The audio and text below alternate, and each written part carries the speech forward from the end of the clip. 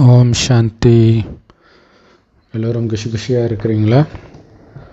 10/1/2025 soccer Murali Bapdada சொல்கிறாங்க, இனிமையான குழந்தைகளே,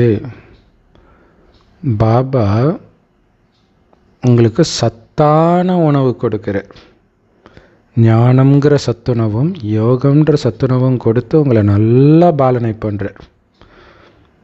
அதனால் சதா ஆனந்தமாகவும் திருப்தியாகவும் இருந்து மற்றவர்களுக்கும் இதே மாதிரி ஸ்ரீமத் மூலமாக நல்ல பாலனை கொடுங்க. இல்லை, பாபா நமக்கு கொடுக்குற அத்தனையும் மற்றவர்களுக்கு கொடுப்பதற்காகவே. அதை புரிஞ்சுக்கணும். எதையுமே நம்ம வச்சுக்கிறது கிடையாது. கேள்வி: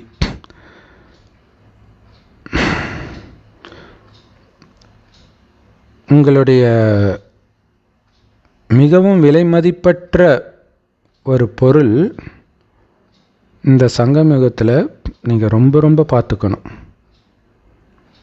அது என்ன? மிக உயர்ந்த இந்த பிராமண குலத்தில்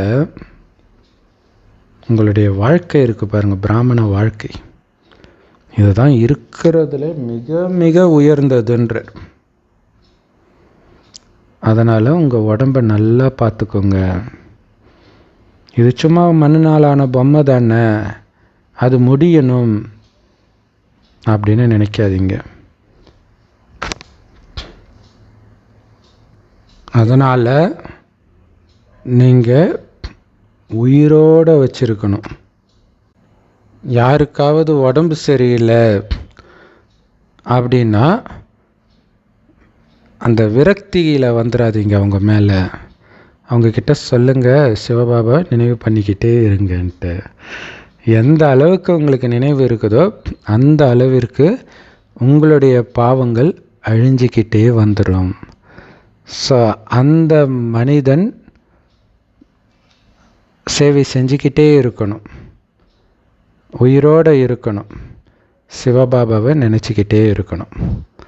ஸோ அதனால் சரி, அவங்களுக்கு தான் உடம்பு சரியில்லை, அவங்க போகட்டும் அப்படிங்கிற எண்ணமே உங்களுக்கு வரக்கூடாது. பாபாவை நினைவு செய்யுங்க, பாபாவை நினைவு செய்யுங்க, பாபாவை நினைவு செய்யுங்க. அதுக்கப்புறம் அவங்க நேரம் வந்தால் போகிறாங்க, அல்லது அந்த நினைவு செஞ்சு, ஏன்னா குழந்தையாக பிறந்த பிறகு தானாகவே அகங்காரம் வந்துடும், தெம்பு வந்துடும். அப்புறம் எங்கே கடவுளை நினைக்க போகிறாங்க? கடைசி நேரத்தில் நினைக்காதவங்க எப்போ நினைப்பாங்க? உண்மையில் அந்த நேரம் தான் அதிகமாக கடவுளை நினைப்பாங்க. அட்லீஸ்ட் கடவுளை திட்ட கூட செய்யட்டுமே, அப்படியாவது நினைக்கட்டுமே, இல்லையா? ஸோ செம பவர்ஃபுல்லானது. ஓம் சாந்தி. ஸோ இதில் என்ன ஒரு ஆச்சரியன்னா, இப்போ தான் நம்ம சிஸ்டர் கேட்டிருந்தாங்க, இந்த மாதிரி அவங்க வீட்டில் இந்த மாதிரி ஒருத்தர் ரொம்ப கஷ்டப்படுறாங்க, எனக்கு எப்படியாவது முக்தி கொடுன்னு கேட்டுட்ருக்குறாங்கன்ட்டு. ஸோ பதில் பாபாவே கொடுத்துட்டார். ஸோ நிறைய பேருக்கு இந்த கேள்வி வரக்கூடிய சூழ்நிலை இன்றைக்கி வரும், கரெக்டாக இந்த முரளி கேட்கும்போது. அதான் ஆச்சரியமாக இருக்கும். ஸோ அப்படி உங்களுக்கு வந்துச்சுன்னா அவசியம் கமெண்ட்டில் போடுங்க. அந்த மேஜிக் நமக்கு, அந்த குடும்பத்தினருக்கே அந்த ஒரு சந்தோஷம் வரும் இல்லை, பாபா நம்மளை எப்படி பார்த்துக்கிறாருன்ட்டு. இது எவ்வளோ ஆச்சரியம் இல்லையா? பாபா எப்போவோ எடுத்த முரளி, அதில் ரேண்டமாக பிக் பண்ணி அவங்க நமக்கு அனுப்புகிறாங்க. அதில் நமக்கு ஏதோ ஒரு பிரச்சனை, அப்போ தான் அந்த கேள்வி வருது, அதை கேட்டுட்டு அப்படியே இதை பார்க்குறேன், டக்குன்னு பதில் வருது. எவ்வளோ ஆச்சரியம்! அந்த கிளி ஜோசியக்காரன் ரேண்டமாக ஒரு கார்டு எடுக்கிறதுலாம் நம்மக்கிட்ட இருந்து தான் வந்திருக்கோன்னு நினைக்கிறேன், பழக்கம். ஓம் சாந்தி. ஆன்மீக தந்தை நம்ம எல்லோருக்கும் இந்த ஞானம்ங்கிற 3வது கண்ணை கொடுத்து நமக்கு புரிய வைக்கிறார். பாபாவை தவிர வேறு யாரும் இந்த ஞானம்ங்கிற 3வது கண்ணை கொடுக்கவே முடியாது. எல்லாம் ஆகுனா எனக்கு 3வது கண்ணு திறந்துச்சு, 3வது கண்ணு திறந்து, ஏதோ ஒன்று காட்சி கிடச்சிச்சின்னா 3வது கண்ணு திறந்துடுச்சின்னு நினச்சிக்கிறாங்க. ஸோ குழந்தைகளாகிய உங்களுக்கு ஞானக்கண் 3வது கண் கிடச்சிருக்குது. இந்த பழைய உலகமே மாறப்போகுதுன்னு தெரிஞ்சிச்சு. பாவம் மனிதர்களுக்கு இதை யார் மாற்ற போகிறா, எப்படி மாற்ற போகிறாங்க அப்படின்னே தெரியாது. ஏன்னா யாருக்குமே இந்த 3வது கண்ணே இல்லை. குழந்தைங்களுக்குத்தான் ஞானத்தின் 3வது கண் கிடைச்சிருக்குது. இதன் மூலமாகத்தான் நீங்கள் உலகத்துடைய ஆரம்பத்திலேருந்து கடைசி வரைக்கும் உள்ள எல்லாத்தையும் தெரிஞ்சுக்கிட்டீங்க. இதுதான் ஞானத்துடைய சாக்கரின் இனிமை இல்லையா? சக்கரை மாதிரி லட்சம் மடங்கு சுவை கொண்டதுன்னு வாங்க சாக்கரின். ஸோ ஞானத்தின் சாக்கரின் இது. இந்த ஞானத்தை ஒரே வார்த்தையில் சொல்லலாம், மன்மனாபவ, முடிஞ்சு போச்சு. அது எவ்வளோ இனிமையான வார்த்தை தெரியுமா? மன்மனாபவ, இனிமையான மந்திரம், மனதை மயக்கும் மந்திரம் அது. மனதால் எனதாகுக. உங்களை ஆத்மான்னு உணர்ந்து அப்பாவை நினைவு பண்ணிக்கிட்டே இருங்க. பாபா சாந்தி தாமத்துக்கும் சுகதாமத்துக்குமான வழியை சொல்லி கொடுக்கிறார். குழந்தைங்களுக்கு சொர்க்கத்தின் ஆஸ்தியை கொடுப்பதற்காக வந்திருக்கிறார். அப்போ குழந்தைங்களுக்கு எவ்வளவு சந்தோஷம் இருக்கணும் இல்லையா? சாந்தி தாமம் சுகதாமத்திற்கான வழி தெரியாமல் தானே துக்கதாமத்தில் சிக்கிட்டு இருக்கிறோம். எல்லாரும் இருக்கிறாங்க, துக்கத்தில் துடிச்சிட்டு இருக்கிறாங்க. ஆனால் நமக்கு தெரிஞ்சிடுச்சு, நமக்கு எவ்வளோ சீரியஸான நிலைமை வந்தாலும் ஆஹா பாபாவை நினைக்கிறதுக்கு இதை விட அற்புதமான வாய்ப்பு கிடைக்காது அப்படின்னு நமக்கு தோணும். உண்மைதாங்க பிரதர். இந்த லைனை கேட்கும்போது இன்றைக்கி நடந்த ஒரு சம்பவம், திருப்பதியில் இந்த மாதிரி பக்தர்கள் போய் இறந்துருக்காங்க அப்படின்ட்டு இன்றைக்கி ஒரு நியூஸ் வந்துச்சு. இதை பாபா குழந்தையாக பார்க்கும்போது இன்னும் நமக்கு நிறைய பொறுப்புகள் இருக்குது அப்படிங்கிறதையும் உணரணும். ஏன்னா இன்னும் இது அதிகப்படியாக இந்த மாதிரி விஷயங்கள் இல்லாமல் இன்னும் மென்மேலும் இன்னும் நிறைய விஷயங்கள் வந்துக்கிட்டே தான் இருக்க போகுது. ஏன்னா உலகம் விநாசத்தை நோக்கி போயிட்டு இருக்குது. அப்படிங்கிறப்போ அப்பாவோட குழந்தையாகிய நாம் இன்னும் எவ்வளோ சக்திசாலியாக ஆகணும் அப்படிங்கிறது ஞாபகப்படுத்துகிறார் நமக்கு. இது ஒரு பெரிய வார்னிங் நமக்கு. இதை நம்ம புரிஞ்சுக்கணும். அதாவது நம்ம நல்ல ஞானம் சொல்கிறோம் எல்லாம் ஓகே, பட் ஆனால் இப்போ சக்திசாலியாக ஆகி மற்றவர்களுக்கு சக்தியை கொடுக்கக்கூடிய டைம் நெருங்கிட்டு இருக்குது இப்போதைக்கு. ஸோ முடிஞ்ச அளவுக்கு எந்த அளவுக்கு பாபா நினைவில் இருக்க முடியுமோ நம்ம இருக்கணும், சக்தியும் கொடுத்துட்டே இருக்கணும். இது ரொம்ப முக்கியமான விஷயம். ஏன்னா பார்க்குறவங்களுக்கு அது ஒரு நியூஸ். ஆனால் நம்ம பொறுத்த வரைக்கும் நம்முடைய பக்தர்கள் அவங்க எல்லாருமே, நம்முடைய பக்தர்கள் நம்மளை நோக்கி வர்றாங்க. இவ்வளோ பெரிய பிரச்சனை நடக்குது. அதாவது எப்படி சொல்கிறது, கோயிலில் இருக்கிற உயிரோட்டமான சிலைகள் நம்ம வேடிக்கை பார்த்துட்ருக்குறோம். இது பக்தர்களுக்கு நம்ம பண்ணுற எவ்வளோ பெரிய கொடுமைன்னு மட்டும் நினச்சி பாருங்கள். துரோகம். அப்போது ஒரு நிமிஷமும் நம்ம யோசிக்கணும். அப்போ நம்ம எவ்வளோ ஒரு பொறுப்பாளியாக இருக்கிறோம் அப்படிங்கிறத அறிஞ்சு பாபா நினைவிலே அவர்களுக்கு எந்த அளவுக்கு சக்திகளை கொடுக்க முடியுமோ, அமைதியின் தானத்தை கொடுக்க முடியுமோ நம்ம கொடுத்துக்கிட்டே இருக்கணுங்க பிரதர். இன்னும் நிலைமை பார்த்திங்கன்னா மோசமாக தான் ஆகிட்டே இருக்க போகுது. அப்போ முடிஞ்ச அளவுக்கு இப்போ பார்த்திங்கன்னா இப்போது ஜனவரி மாதம் நடக்குது. பாபா சொல்லுவாங்க இந்த மாதத்தில் பார்த்திங்க அப்படின்னா நீங்கள் என்ன நினைச்சு நீங்கள் உட்காரீங்களோ அது கண்டிப்பாக நடக்கும் அப்படின்னு சொல்லியிருக்காரு. அப்போ பாபா குழந்தையாக நம்ம ஒவ்வொருத்தருமே முடிவெடுக்கணும். இந்த உலகத்தில் இருக்கிற அத்தனை கோடி மக்களுக்கும் முக்தி, ஜீவன் முக்தியை பாபா நம்ம மூலமாக தான் கொடுக்க போகிறாரு. ஸோ அந்த அளவுக்கு நம்ம ரெடி ஆகிட்டோமா? ஸோ பாபாட்ட நம்ம முன் வைக்கணும் இதை. பாபா நான் இந்த மாதிரி மற்றவர்களுக்கு சக்தி கொடுக்குற அளவுக்கு நான் ரெடி ஆகணும், நான் ரெடி ஆகணும். நான் ரெடி ஆகிட்டுருக்கிறேன், நீங்கள் எனக்கு கொடுங்க, நான் கொடுக்கறதுக்கு ரெடியாக இருக்கிறேன், என் மூலமாக நீங்கள் கொடுங்க அப்படின்ட்டு நம்ம முதல்ல நம்ம உறுதியான எண்ணத்தை நம்ம முதல்ல வைக்கணும். முதல்ல இங்கே கருவி ஸ்டேஜை ஃபஸ்ட்டு நம்ம ரொம்ப பயன்படுத்தணுங்க பிரதர் இங்கே. ஏன்னா இங்கே பாபாவை வெளிப்படுத்த வேண்டிய டைமும் இப்போ நெருங்கிட்டு இருக்குது. அது எப்படி வெளிப்படும் அப்படின்னா இந்த சக்தியின் ரூபத்தின் மூலமாக தான் வெளிப்பட போகுது. கரெக்டாக சொன்னீங்க சிஸ்டர். அந்த சக்தியின் ரூபம் ஒரு வீண் எண்ணம் கூட இல்லாட்டினா தான் வருன்றார். ஸோ அதுக்காக தான் வீண் எண்ணம் அந்த விஷயங்கள்ல இருந்தெல்லாம் விலகியே இருங்க, சாட்சியாக பாருங்க அப்படின்னு சொல்கிறாரு. இன்னொரு கொடுமையான விஷயம், அதே ஆந்திராவில் இப்போ 6 பேர் இறந்துருக்குறாங்க திருப்பதியில்.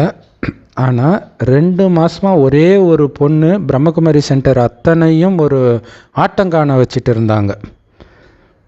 இங்கே இன்னொன்னுமோ தப்பு நடக்குது, காசு வாங்குறாங்க, அது இதுன்னு சொல்லிட்டு இதுவும் ஒரு என்ன சொல்கிறது, ஒரு எச்சரிக்கை மணி தான். அது மாதிரி பண்ணுறவங்க மாற்றிக்கணும். நாளைக்கு யாரும் குற்றம் சொல்லக்கூடாது நம்மளை, அந்த மாதிரி மாற்றிக்கணும். இது ஒரு எச்சரிக்கை. இது இன்னொரு விஷயம் என்னென்னா, இவங்க போய் முதல்வரை பார்த்து பேசி அவர் அது கோர்ட்டு கேஸுன்னு போய் தான் அதை நிறுத்தினாங்களே தவிர யோக பலத்தினால நிறுத்தலை. இது நமக்கு உண்மையிலே தோல்வி இல்லையா? எத்தனை பேர் இருப்பாங்க, 2 ஸ்டேட்டு, தெலுங்கானா, ஆந்திரா, 2 ஸ்டேட்டில் இருக்கிறவங்க பண்ணுற யோகத்தினால அவங்க வாயை அடைச்சிருந்தா அது யோக பலம். அப்போ யாருக்குமே யோக பலம் இல்லைன்ற ஒரு மிகப்பெரிய எச்சரிக்கை கொடுத்துருக்கிறார் பாபா. ஏன்னா அந்த நியூஸ் அவங்க மட்டும் கேட்கல, நம்மளும் கேட்குறோம், எல்லாருமே தான் கேட்குறோம். அப்போ அதன் மூலமாக இல்லை பண்ணியிருக்கணும். சரி. ஸோ உங்களை ஆத்மான்னு உணர்ந்து தந்தையை நினைவு செய்யுங்க.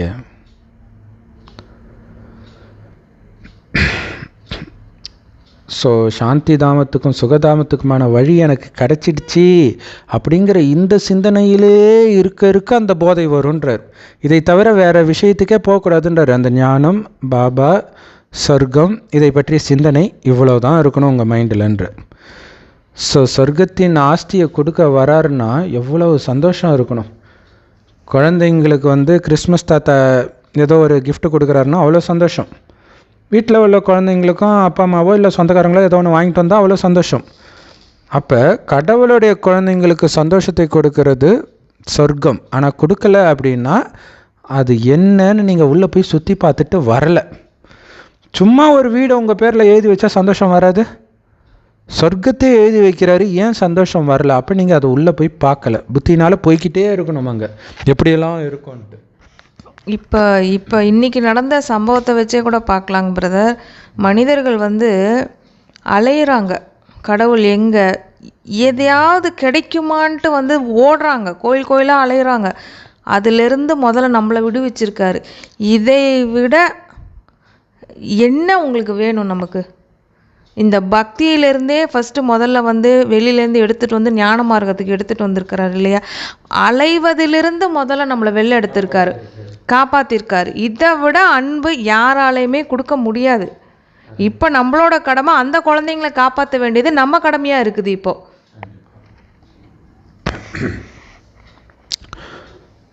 ஸோ பாபா குழந்தைங்களுக்கு சொர்க்கத்தின் ஆஸ்தியை கொடுக்குறாருன்றதை நினச்சி சந்தோஷப்படுங்க. ஏன்னா சந்தோஷம் மாதிரி சத்தான உணவு எதுவும் கிடையாதுன்றார்.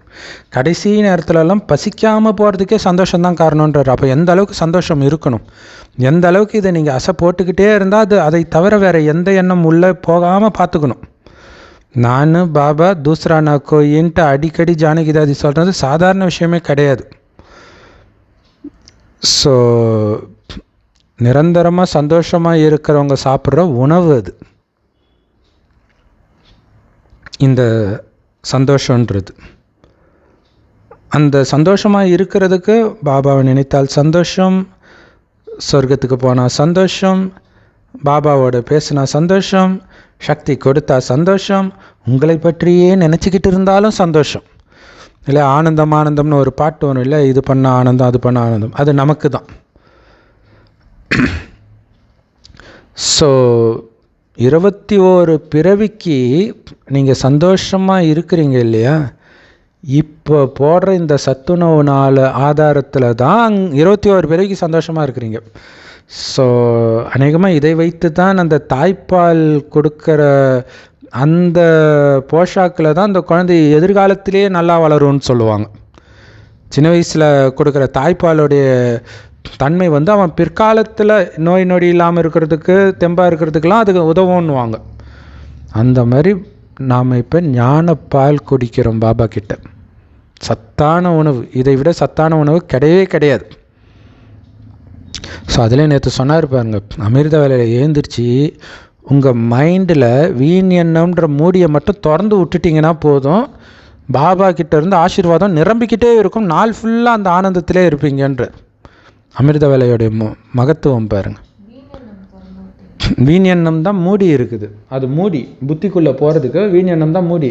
அதை திறந்து தூக்கி கடாசிட்டிங்கன்னா உள்ளுக்குள்ளே நிரம்பிக்கிட்டே இருக்கும்ன்றார். சும்மா உட்காந்தா போதும், ஏஞ்சி உட்காந்தா போதும்ன்றார். ஃபீல் ஆனிச்சிங்கன்னா பிரதர், மூடி அப்படின்ன உடனே அதை திறந்து விட்டிங்கன்னா வீணனத்தை என்னடா திறந்து விட சொல்கிறாங்க அப்படிங்கிற மாதிரி ஃபீல் ஆச்சுங்க. சரி.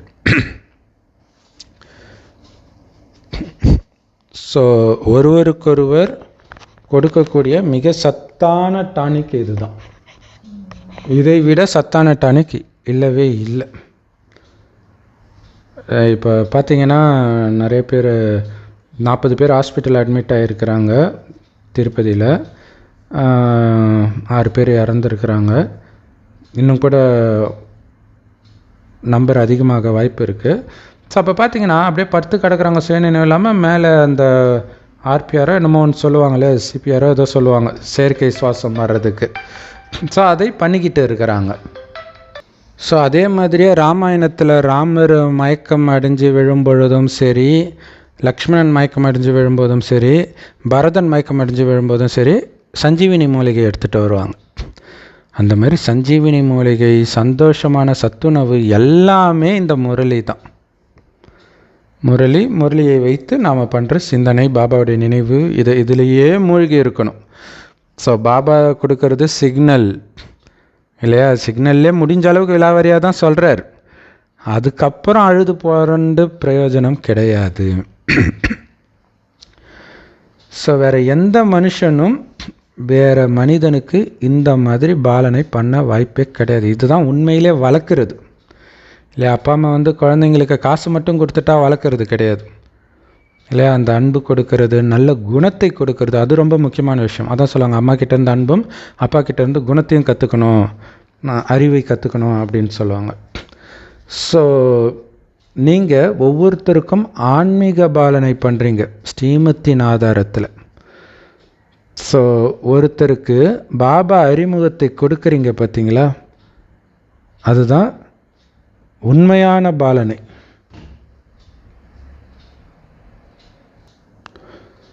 ஸோ மற்றவர்களுக்கு பாபா அறிமுகத்தை கொடுக்குறீங்க இல்லையா, அதுதான் உண்மையான உபசரிப்பு. அவங்களுடைய நலம் விரும்புறதுன்றது அதை தான் சொல்ல முடியும். ஸோ இனிமையான குழந்தைகளுக்கு தெரியும், நாம் ஜீவன் முக்தியை எல்லையற்ற தந்தைக்கிட்டேருந்து பரிசாக பெறுகிறோம். எப்படி பரிசுனா என்ன அர்த்தம்? உழைத்து பெறுவதில்லை, தானாக கிடைக்கிறது தான் பரிசு. அதனால தான் பாபா சொல்கிறாரு, இது பரிசு, ஏன் கஷ்டப்படுறீங்கன்னு சொல்கிறார். அது என்னது கிடைச்சிடுச்சின்னு நினச்சாலே நீங்கள் அடைஞ்சிட்டீங்கன்றார்.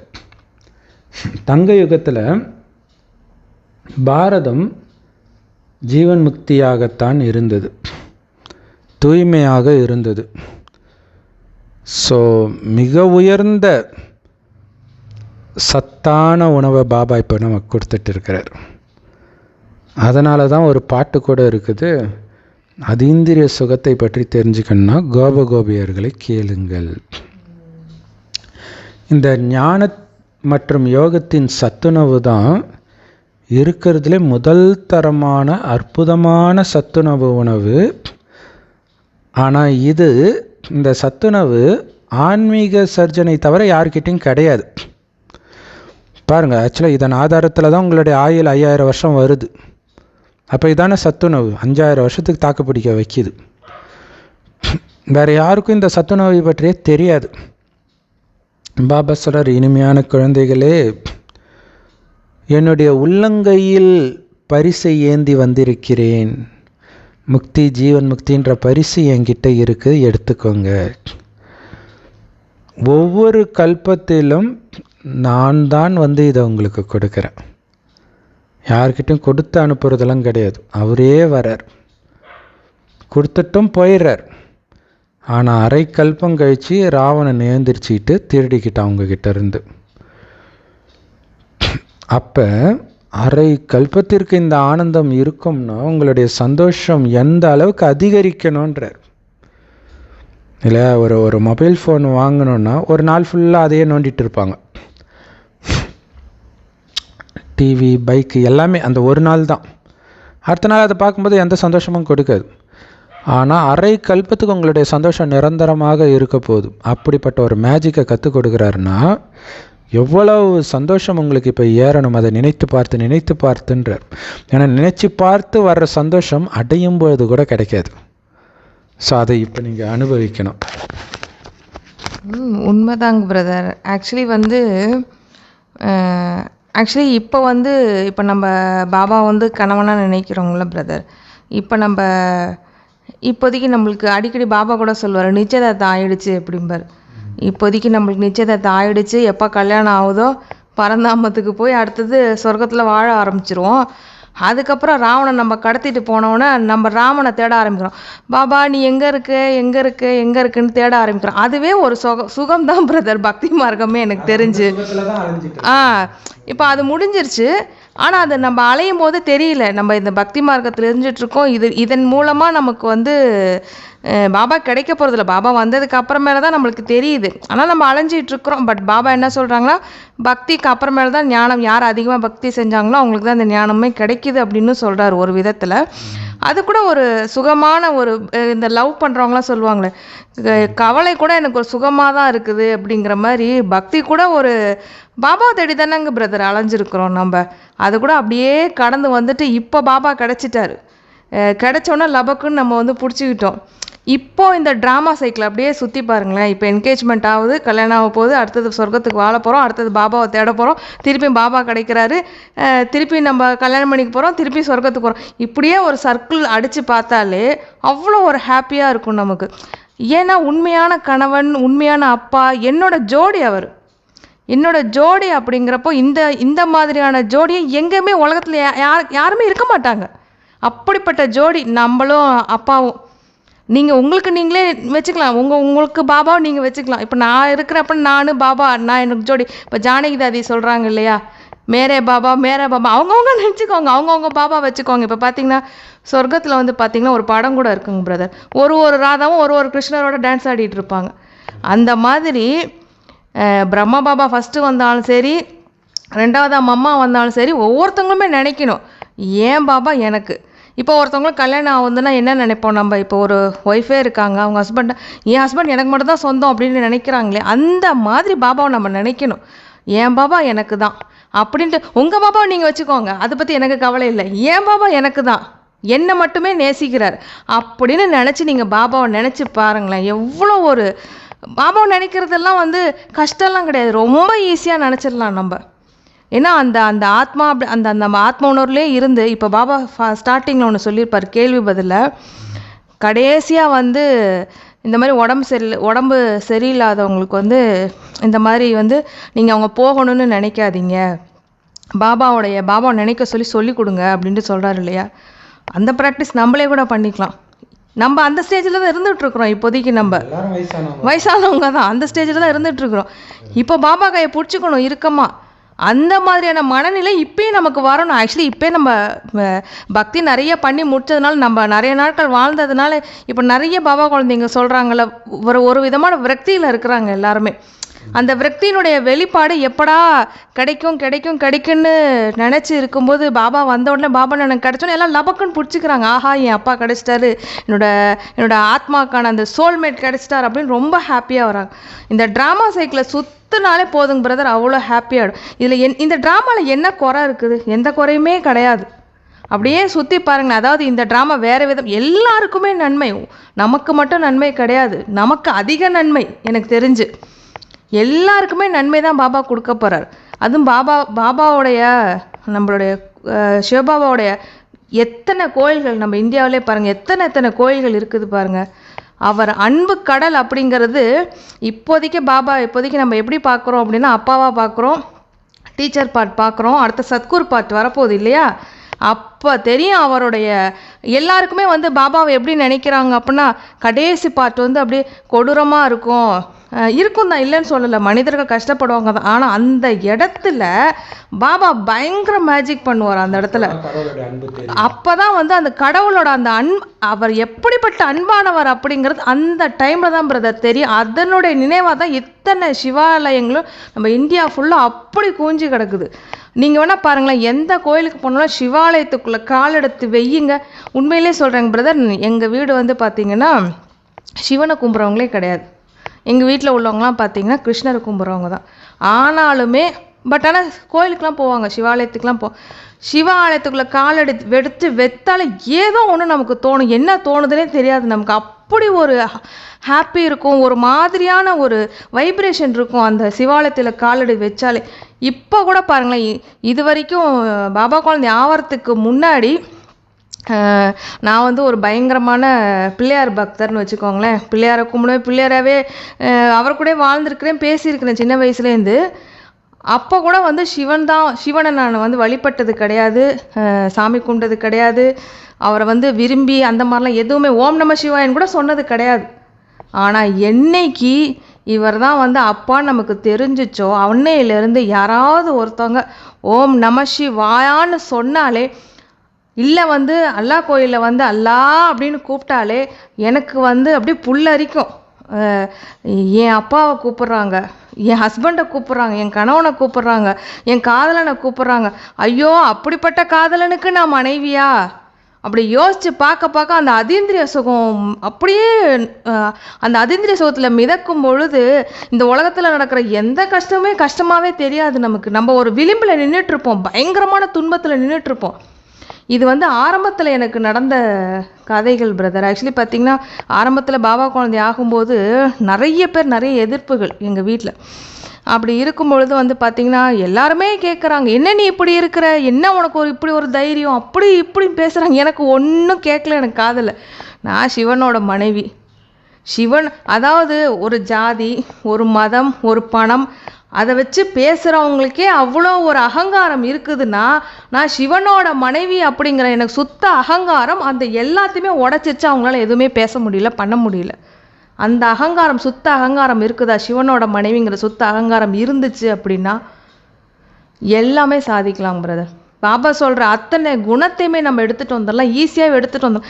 இங்கே வந்து யோகா பண்ணுறது அப்படிங்கிறது வந்து அடிக்கடி நீங்கள் கூட சொல்லுவீங்களா, வரலட்சுமி சிஸ்டர், வாழ்கிறது அப்படிங்கிறது உண்மையிலே வாழ்கிறது தான். சிவபாபா கூட வாழ்கிறது தான். ப்ளஸ் அவர் சொன்ன ஞான கருத்துக்களை அப்படியே சிந்தனை பண்ணிக்கிட்டே ஏன்னா நம்ம வந்து ஒரு விஷயத்தை புதுசாக செய்யும்போது தான் வந்து பார்த்திங்கன்னா கஷ்டமாக இருக்கும். இன்னும் எப்போதும் போலே நம்ம வாழ்க்கை எப்படி வாழ்ந்துருக்குறோம், இப்போ கணவன் கூட வாழ்ந்துருக்குறோம், ஒரு ஃபேமிலியோட வாழ்ந்துருக்குறோன்னா நான் அப்பாவாகவும் கணவனாகவும் கடவுளை நினைக்கிறது நான் அவ்வளோ பெரிய கஷ்டமே கிடையாது. உண்மையிலே ரொம்ப ஈஸி. இப்போ ஒரு கணவன் அப்படின்னா, ஒரு குழந்தை அப்படின்னா அவங்க ஃபேஸ் எப்படி ஞாபகம் வருது? அதே தான் பாபா சொல்ல, நான் ஜஸ்ட்டு புள்ளியாக இருக்கிறேன் அப்படி நினச்சிட்டு போங்களேன்னு தான் சொல்கிறார் அவர். அதை நினைக்கிறதுக்கு ஏன் அவ்வளோ கஷ்டப்படணும் நம்ம? இப்போ ஒரு உருவம் இருக்குது அப்படின்னா, ஒரு உருவம் கருப்பாக இருக்கலாம், வெள்ளையாக இருக்கலாம், வயசானவங்களாக இருக்கலாம், குழந்தையாக இருக்கலாம். நீங்கள் குழந்தையாக இருக்கும்போது உருவம் சின்னதாக தானே இருக்குது, அப்புறம் பெருசானவன தானே அந்த குழந்தைய வந்து பெருசாகுது, அதாவது உயரம் எல்லாமே பெருசாகுது. அப்போ இப்படி நினைக்க முடியுது, உங்களால் அப்படி நினைக்க முடியுது அப்படின்னா அவர் புள்ளியாக இருக்கிறாரு மட்டும் ஏன் நினைக்கிறது கஷ்டமாக இருக்குது? ஏன்னா அந்த உணர்வு பூர்வமாக நினைக்கிறதில்ல. கடவுள் வந்து புள்ளியாக இருக்காரு, அவர் வந்து பிரம்மா பாபா வாய் மூலமாக இந்த மாதிரி ஞானத்தை சொல்கிறாரு அப்படிங்கிறத வந்து நம்ம உணர்ந்து அவரை பார்க்க மாட்டேங்கிறோம். அதுதான் அங்கே நம்ம பண்ணுற பெரிய மிஸ்டேக்குங்க பிரதர். ஆக்சுவலாக அஞ்ஞானத்தில் இருந்தாலும் இளையராஜா சொல்லியிருப்பார் சிஸ்டர், கடவுளை வந்து ஏன் பார்க்க முடியலன்னா பார்த்தவனுக்கு போர் அடிச்சிடும், அதனால தான் அவர் ஒளிஞ்சிக்கிறாரு. இருக்கலாம், ஏன்னா அவர் உடல் எடுத்திருந்தாருன்னா அந்த போதை வந்து டக்குன்னு வந்துடும், ஆனால் டக்குன்னு போகவும் செஞ்சிடும். இப்போ கலியுகத்தை பொறுத்த வரைக்கும். ஆனால் அவர் உடல் எடுக்காததுனால அந்த போதை இருந்துக்கிட்டே இருக்குது. அதை நினைக்க தான் அந்த போதை வருதுன்றார். ஸோ இளையராஜா சொன்னதும் ஒரு விதத்தில் கரெக்டாக தான் இருக்குது. ஸோ அப்போ உங்களுக்கு எவ்வளோ சந்தோஷம் இருக்கணும். யார் கண்ணுக்கும் தெரியாதுப்பா என்னோடய ஹஸ்பண்டு, இது எவ்வளோ பெரிய போதை. என் கண்ணுக்கும் தெரிய மாட்டார், ஆனால் என்னை பார்த்துக்கிட்டே இருப்பார், நானும் மனக்கண்ணால் அவரை பார்த்துக்கிட்டே இருப்பேன். ஸோ அந்த ஒரு லவ் இருக்கணும். ஒரே ஒரு தந்தை தான், அந்த டீச்சர், உண்மையான சத்குரு தான் உங்களை அவர் கூடவே அழைச்சிட்டு போகிறார். உலக ராஜ்யம் அந்த அன்பான தந்தைக்கிட்ட இருந்து உங்களுக்கு கிடைக்குது. சாதாரண விஷயம் நினச்சிட்டு இருக்கிறீங்களா? இது உலக ராஜ்யத்தை கொடுக்கிறார். இல்லை, ரஜினிகாந்த் வந்து ஒரு வீட்டை கொடுத்தார் ஒரு ப்ரொடியூசருன்றதுக்கு அப்படி ஆஹா ஓஹோன்னாங்க. உலக ராஜ்யத்தை கொடுக்கிறார். ஏன்னா ரஜினிகாந்த் மிகப்பெரிய கோடீஸ்வரர், அவருக்கு அந்த வீடு கொடுக்கறது ஒரு பெரிய விஷயம் கிடையாது. இல்லை 1 கோடி வீடை ஒரு 200 கோடி சம்பளம் வாங்குறாரு, இது ஒரு பெரிய விஷயம் கிடையாது. ஆனால் கடவுள் அதை அனுபவிக்கிறதே கிடையாது. அந்த ராஜ்யத்தை அப்படியே புத்தம் புதியதாக உங்களுக்கு கொடுக்குறார். இதான உண்மையான அன்பு. தான் சொல்கிறார், இது சாதாரண விஷயமா? நான் கொடுக்குற கிஃப்ட்டு சாதாரணமாக தெரியுது உங்களுக்கு? இல்லை, அல்ப கால விஷயத்து பின்னாடியெல்லாம் அலைஞ்சிட்டு இருக்கிறீங்க. சொர்க்க ராஜ்யத்தை கொடுக்குற எப்படி இருக்கும்? ஒரு கோயில், இப்போ கோயிலை எதுக்கு அரசாங்கம் எடுத்துக்குது அப்படின்னு கேட்டுட்ருக்கிறாங்க. அங்கே உயிரோட்டமான கோயில் சொர்க்கம் அப்படியே உங்கள் பேரில் கொடுக்குறார். அது மட்டும் இல்லை, சதா ஆனந்தமாக இருப்பீங்க அங்கே. அதுக்கு தான் பாபா சொல்கிறாரு, இந்த ஈஸ்வரிய மாணவ வாழ்க்கை மாதிரி சிறந்தது எதுவும் கிடையாது. இல்லை, அந்த சொர்க்கத்துக்கும் இது ஒரு படி மேலே. அதான் முக்கியமான விஷயம். ஜென்ரலாகவே மாணவ வாழ்க்கை பெஸ்ட்டுன்னுவாங்க லௌகீகத்திலேயே. இல்லை, ஜாலியாக எல்லாத்தையும் மறந்து இருப்பாங்க. அதுலேயும் கடவுள்கிட்ட படிக்கிறதுன்றது சாதாரண விஷயமா? அதுக்கப்புறம் சொர்க்கத்தில் நீங்கள் தேவதை கிட்ட படிப்பீங்க, நல்லா தான் இருக்கும். ஆனால் கடவுள்கிட்ட படிக்கிறது அதுக்கு ஈக்குவல் வருமா? ஒரு பக்கம் அப்படியே துக்கம் எரியுது, ஆனால் இங்கே ஆனந்தத்தில் அப்படியே தண்ணி ஊற்றி குளிர்ச்சி படுத்திக்கிட்டே இருக்கிறார் நம்மளை. இது எவ்வளோ பெரிய வாழ்க்கை இது. ஸோ அதெல்லாம் இப்போத்தைய நேரம். ஈஸ்வரிய மாணவ வாழ்க்கை பெஸ்ட்டுன்றது இப்போத்தைய நேரம். சிவன் கோயிலில் காட்டுறாங்க பாருங்கள், அழகாக மாலை மரத்தடியில் உட்காந்துட்டு சிவன் ஞானத்தை கொடுக்குறாரு. ரிஷி முனிவர்கள் கீழே உட்காந்து கேட்குறாங்க அப்படியே. ஆனால் அதுதான் நானுன்னு என்னைக்காவது கற்பனையிலாவது நமக்கு வந்திருக்குமா? கடவுள்கிட்ட ஞானத்தை அடையிற வாக்கியம் கிடைச்சிருக்குதுன்னு நமக்கு தெரியுமா? இப்போத்தைய விஷயம். ஆதி யோகின்ட்டு ஈஷா யோகா ஜக்கி வாசுதேவ் சொல்கிறார், அது இப்போ நடந்துட்டு இருக்குது. புது உலகத்தில் கூட சந்தோஷமாக கொண்டாடிட்டு இருப்பீங்க. இப்போவும் ஆனந்தம், அப்போவும் ஆனந்தம். ஆனால் உலக மக்களுக்கு பாவம் உண்மையான ஆனந்தம் எப்போ கொண்டாடப்படுதுன்னே தெரியாது. இங்கே கடன் வாங்கி கல்யாணம், கடன் வாங்கி தீபாவளி, கடன் வாங்கி பொங்கல், இல்லையா, அந்த குழந்தைங்களை சந்தோஷப்படுத்துறதுக்காக இவங்க கஷ்டப்பட்டுட்டு இருக்கிறாங்க. ஆனால் உண்மையான ஆனந்தம் சொர்க்கத்தில் தான். ஆனால் மனிதர்களுக்கு அந்த தங்க யுகத்தை பற்றி எந்த ஞானமும் இல்லை. ஆனால் இங்கே அங்கே நடந்ததுடைய நினைவாக கொண்டாட்டம் தீபாவளி, இல்லையா? தீபாவளி சொர்க்கம் தான் உண்மையான தீபாவளி. எல்லா தீபங்களும் ஏற்றப்பட்டிருக்கும். ஸோ அதை கொண்டாடிட்டே இருக்கிறாங்க அர்த்தமே தெரியாமல். ஸோ பாபா கேட்குறாரு, இந்த பழைய உலகத்தில் எங்கேருந்துப்பா உங்களுக்கு சந்தோஷம் வந்துச்சு? ஜெயிலில் போய் நான் ஒரு விழா கொண்டாடுறேன்னா அது எவ்வளோ கொடுமை. ஜெயிலில் என்னை வெளியில் விட்றாதாண்டா எனக்கு சந்தோஷம். இல்லை, ஜெயிலில் என்ன விழா? அதான் கேட்குறாரு, இந்த பழைய தம பிரதான உலகத்தில் எங்கேருந்து குழந்த சந்தோஷம் கிடைக்கும்? அதனால தான் இங்கே இருக்காத புத்தியினால் ஏன் தேவதைகள் கால் மண்ணில் படாதுன்றாருன்னா, இந்த பூமியிலே நம்ம புத்தி இருக்கக்கூடாது, பறந்துக்கிட்டே இருக்கணும், இதை மறந்துக்கிட்டே இருக்கணும். இங்கே மனிதர்களுடைய அழுக்குரல் தான் தொடர்ந்து கேட்குது. பாருங்கள், தலைப்புச் செய்தி, மரண ஓலத்தில் திருப்பதி, அடுத்தடுத்து மரணம், பீதியில் பக்தர்கள், இப்படி தான் போடுறாங்களே. அந்த மாதிரி உலகம். எங்கே நிம்மதி கிடைக்கும்னு நினச்சி போனாங்களோ அந்த கோயிலே. அவ்வளவு துக்கம் நிரம்பிய உலகம் இது. ஆனால் பாபா சகஜமான, ரொம்ப சகஜமான வழியை காட்டுறார். நீ எங்கேயும் அலைய தேவையில்லை. கோயில் கோலம் அந்த கூட்ட நெரிசலை போய் சாகுறாங்க பாருங்கள். இத்தனைக்கும் என்னது, டிக்கெட்டு வாங்கும்போதே இன்னும் கோயிலுக்குள்ளே என்ட்ரு ஆகலை, அங்கே என்ன ஆகுமோ தெரியல. நீ வீட்டிலே இரு குழந்த, புத்தியில் மட்டும் விலகி இரு குழந்த அப்படிங்கிறார். அப்போ அந்த ஆனந்தத்தை அனுபவம் செய்வ குழந்தைன்றார். உன் பிஸ்னஸ் பண்ணிட்டு இருக்கிறியா, என் நினைவிலே பண்ணிட்டுரு. காதலன் காதலி ஒருவரை ஒருவர் நினச்சிட்டு இருக்கிறாங்கல்ல, அது அவனுடைய காதலி,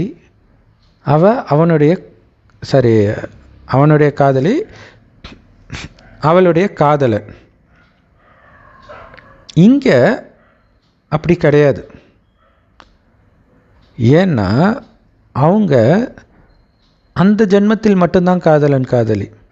ஆனால் ஜென்ம ஜென்மமாக உங்களுடைய காதலன் இவர், பல ஜென்மமாக காதலிச்சிங்க, இவருக்காக நீங்கள் என்னென்னலாம் பண்ணீங்க அப்படிங்கிறதெல்லாம் இந்த நாயன்மார் கதை, ஆழ்வார் கதை, அதில் ஒருத்தராக நம்ம கூட இருந்திருக்கலாம். கோயிலெல்லாம் கட்டியிருப்போமே, சொத்தெல்லாம் தூக்கி கடைசி கோயிலை கட்டிட்டு போயிருப்போம். அது வேண்டான்ட்டு சிவனேன்னு திருவோடு ஏந்தி கூட போயிருப்போம். இப்போ என்ன மாதிரி லவ் அது இல்லையா? ஆதி காலத்தில் அப்படி தானே தீதிகள்லாம் வந்து இப்படி தானே வந்திருக்காங்க பிரதர். கண்டிப்பாக பாபா ஒருபொழுதும் உங்களுக்கு காதலி ஆகிறது கிடையாது. அவர் எப்பவுமே காதலன் தான். அந்த காதலனை இங்கே வர சொல்லி நீங்கள் தான் நினைச்சிங்க. அதிலும் துக்கம் அதிகமாகும்போது ரொம்பவே கூப்பிட்டீங்க காதலனை. ஸோ அந்த நினைவு இருந்தது. ஒரு விதத்தில் ராவணன் தான் உங்கள் புத்தியே கடவுள் பக்கம் திருப்பி இருக்கிறான். துக்கம் வரலன்னா ஏன் கடவுளை நினைக்க போகிறீங்க? ராவணனுக்கு பெரிய நன்றி சொல்லணும். இல்லை, இன்னொன்று கூட ஒரு விஷயங்க பிரதர். இப்போ பாபாவே வந்து ராவணன் ராஜ்யத்தில் தான் வந்திருக்கார். ஏன்னா இப்போ தான் பந்தனம் இருக்குது. இந்த பந்தனத்தை வச்சு தான் பாபாக்கிட்டே நம்ம அன்பு செலுத்த முடியும். இப்போ பாபா ஏன் சொர்க்கத்துக்கு வரதில்லை? நம்ம எல்லாம் ஹாப்பியாக இருக்க போகிறோம், எந்த பந்தனமும் இல்லை. அப்புறம் எப்படி பாபாட்ட நம்ம கனெக்ஷன் வைக்கிறது, கணக்கு வழக்கு வைக்கிறது? நம்ம இப்போ வந்தால் தான் கணக்கு வழக்கு. இந்த கணக்கு வழக்கு வச்சு தான் உங்களுக்கு அந்த 21 பிறவியுடைய அந்த சொர்க்கத்தினுடைய ராஜ்யமே இப்போ நம்ம அப்பா கிட்ட எவ்வளோ கணக்கு வழக்கு வைக்கிறோமோ அதை பொறுத்து இருக்குது. ஏன்னா இங்கே தான் வந்து பார்த்தீங்க அப்படின்னா இந்த பந்தனத்தின் மூலமாக தான் வந்து பார்த்தீங்க அப்படின்னா பாபா சொல்லுவார் இல்லைங்களா, இங்கே நீங்கள் பண்ணுற கர்மம் எல்லாமே வந்து விகர்மமாக மாறிடுது, அங்கே பண்ணுற கர்மமெல்லாம் அகர்மமாக மாறிடுது அப்படிங்கிறாரு. ராவணனுக்கே மிகப்பெரிய நன்றி தான் சொல்லணும் எனக்கு என்னை பொறுத்த வரைக்கும் கேட்டால். ஏன்னா அது இல்லாமல் பாபாவை நம்மளால் அடைய முடியாது. இப்போ சொன்னோம் இல்லைங்க பிரதர், பக்தி மார்க்கமே பாபாவே இப்போ சொல்லிட்டாரு வாணியில், காதலனை தேடி இவ்வளோ நாள் அலைஞ்சிருக்கீங்க பாருங்க அப்படின்ட்டு. உண்மையிலே அது வந்து அதாங்க பிரதர், இந்த நாடகமே சூப்பராக தாங்க பிரதர் இருக்குது. ரொம்ப ஹாப்பியான நாடகம் இது எனக்கு தெரிஞ்சு கேட்டால். இதை நல்ல விதத்தில் நம்ம பார்த்தோம், நல்ல விதத்தில் புரிஞ்சுக்கிட்டோம் அப்படின்னா இதை வர ஒரு சிறப்பான நாடகம் எங்கேயுமே இருக்கவே முடியாது. முக்கியமாக பாபாவை தெரிஞ்சுக்கிட்டவங்க இந்த நாடகம் மாதிரி எதுவுமே இல்லைன்னு அவங்களுக்கே புரியும். அவ்வளோ ஒரு சூப்பரான நாடகம். பாருங்கள், மற்ற மதத்தில் கூட அடுத்தது என்ன நடக்குன்னு தெரியாது, எங்கே போவோன்னு தெரியாது. இவங்க சொர்க்கத்துக்கு போகிறோன்னு நினச்சிட்டு சொல்கிறாங்க. ஆனால் உண்மையிலே அவன் பண்ண பாவம் அவனுக்கே தெரியும், அவன் மனசாட்சிக்கே தெரியும். ஏன்டா இவ்வளோ பாவத்தை பண்ணிட்டு நான் எப்படா சொர்க்கத்துக்கு? இப்போ இருக்க ஒருத்தவங்கள்ட்ட கேட்டு பாருங்களேன், நான் ஒன்றும் பெரிய புண்ணியக்காரியெல்லாம் பண்ணப்பா, நான்லாம் கெட்டவன், அவனே ஒத்துக்கிறான். நான் ஒன்றும் அப்படிலாம் ஒன்றும் கிடையாதுப்பா அப்படிங்கிற நிலைமைக்கு எல்லாருமே வந்துட்டாங்க. ஏன்னா அவங்கவுங்களுக்கே தெரியுது, அவங்க மனசாட்சிக்கு நாம் சரியில்லை அப்படிங்கிறதே தெரியுது. அப்படிங்கிறப்போ இந்த நாடகத்தை பொறுத்த வரைக்கும் பார்த்திங்கன்னா பாபா சொல்கிறாரு, நாடகம் நன்மையை கொடுக்கக்கூடியது. இது அடிக்கடி நம்ம வந்து சிந்தனை பண்ணிக்கிட்டே இருக்கணும். இப்படி நிறைய இந்த மாதிரி நான் வந்து நாடகம் எனக்கு நன்மை விளைவிக்கும் அடிக்கடி சொல்லிக்கிட்டே இருக்கும்போது அது நன்மையை நமக்கு கொடுக்கும். நமக்கு அந்த நாடகத்து மேலேயே நம்ம சந்தேகப்பட்டுக்கிட்டே இருந்தோம்னா நம்மளோட பாக்கியத்தை இழக்கிற மாதிரி ஆகிடும். இதை பற்றின வந்து ஒரு வீடியோ கூட வரலட்சுமி சிஸ்டர் வந்து ஒரு வீடியோ போட்டிருக்காங்க. புதுசாக அந்த பாபா குழந்தைங்களுக்கு நிறைய சந்தேகம் வருது, இந்த நாடகம் ஏன் இப்படி இருக்குது, அந்த மாதிரி கொஸ்டினுக்கெலாம் இப்போ ரீசெண்டாக பார்ட் 1 பார்ட் 2 போட்டிருக்காங்க பிரதர். அவசியமாக எல்லாரும் கேளுங்க. ஸோ எல்லாருமே துக்கத்தில் தான் கடவுளையே நினைக்கிறாங்க, சந்தோஷத்தில் யாரும் நினைக்கிறது கிடையாது. இந்த நேரத்தில் சர்வசக்திவானாக பாபா இருக்கிறார். நாளுக்கு நாள் மாயா கூட தமோபிரதான சர்வசக்திவானாக இருக்குது. அதனால் பாபா சொல்கிறாரு, இனிமையான குழந்தைகளே, ஆத்ம அபிமானி ஆகுங்க. உங்களை ஆத்மானு உணர்ந்து என்ன நினைவு பண்ணுங்க. அது கூடவே தெய்வீக குணங்களையும் தாரணை பண்ணி லக்ஷ்மி நாராயணன் ஆகுங்க. இல்லை, இதுதான் நம்மளுடைய கவலையாக இருக்கணும். ஆத்ம உணர்வில் இருக்கிறனா, பாபா நினைவில் இருக்கிறனா, தெய்வீக குணத்தை வெளிப்படுத்துகிறனா, இல்லை அசுர குணம் வந்துச்சா. மெயினாக எண்ணத்தை செக் பண்ணணும். இல்லை எண்ணத்தை கரெக்ட் பண்ணிட்டா மற்றது எல்லாமே கரெக்டாக இருக்கும்.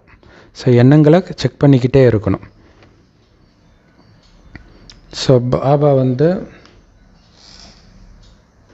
ஸோ இதில் முக்கியமான விஷயமே நினைவு தான்.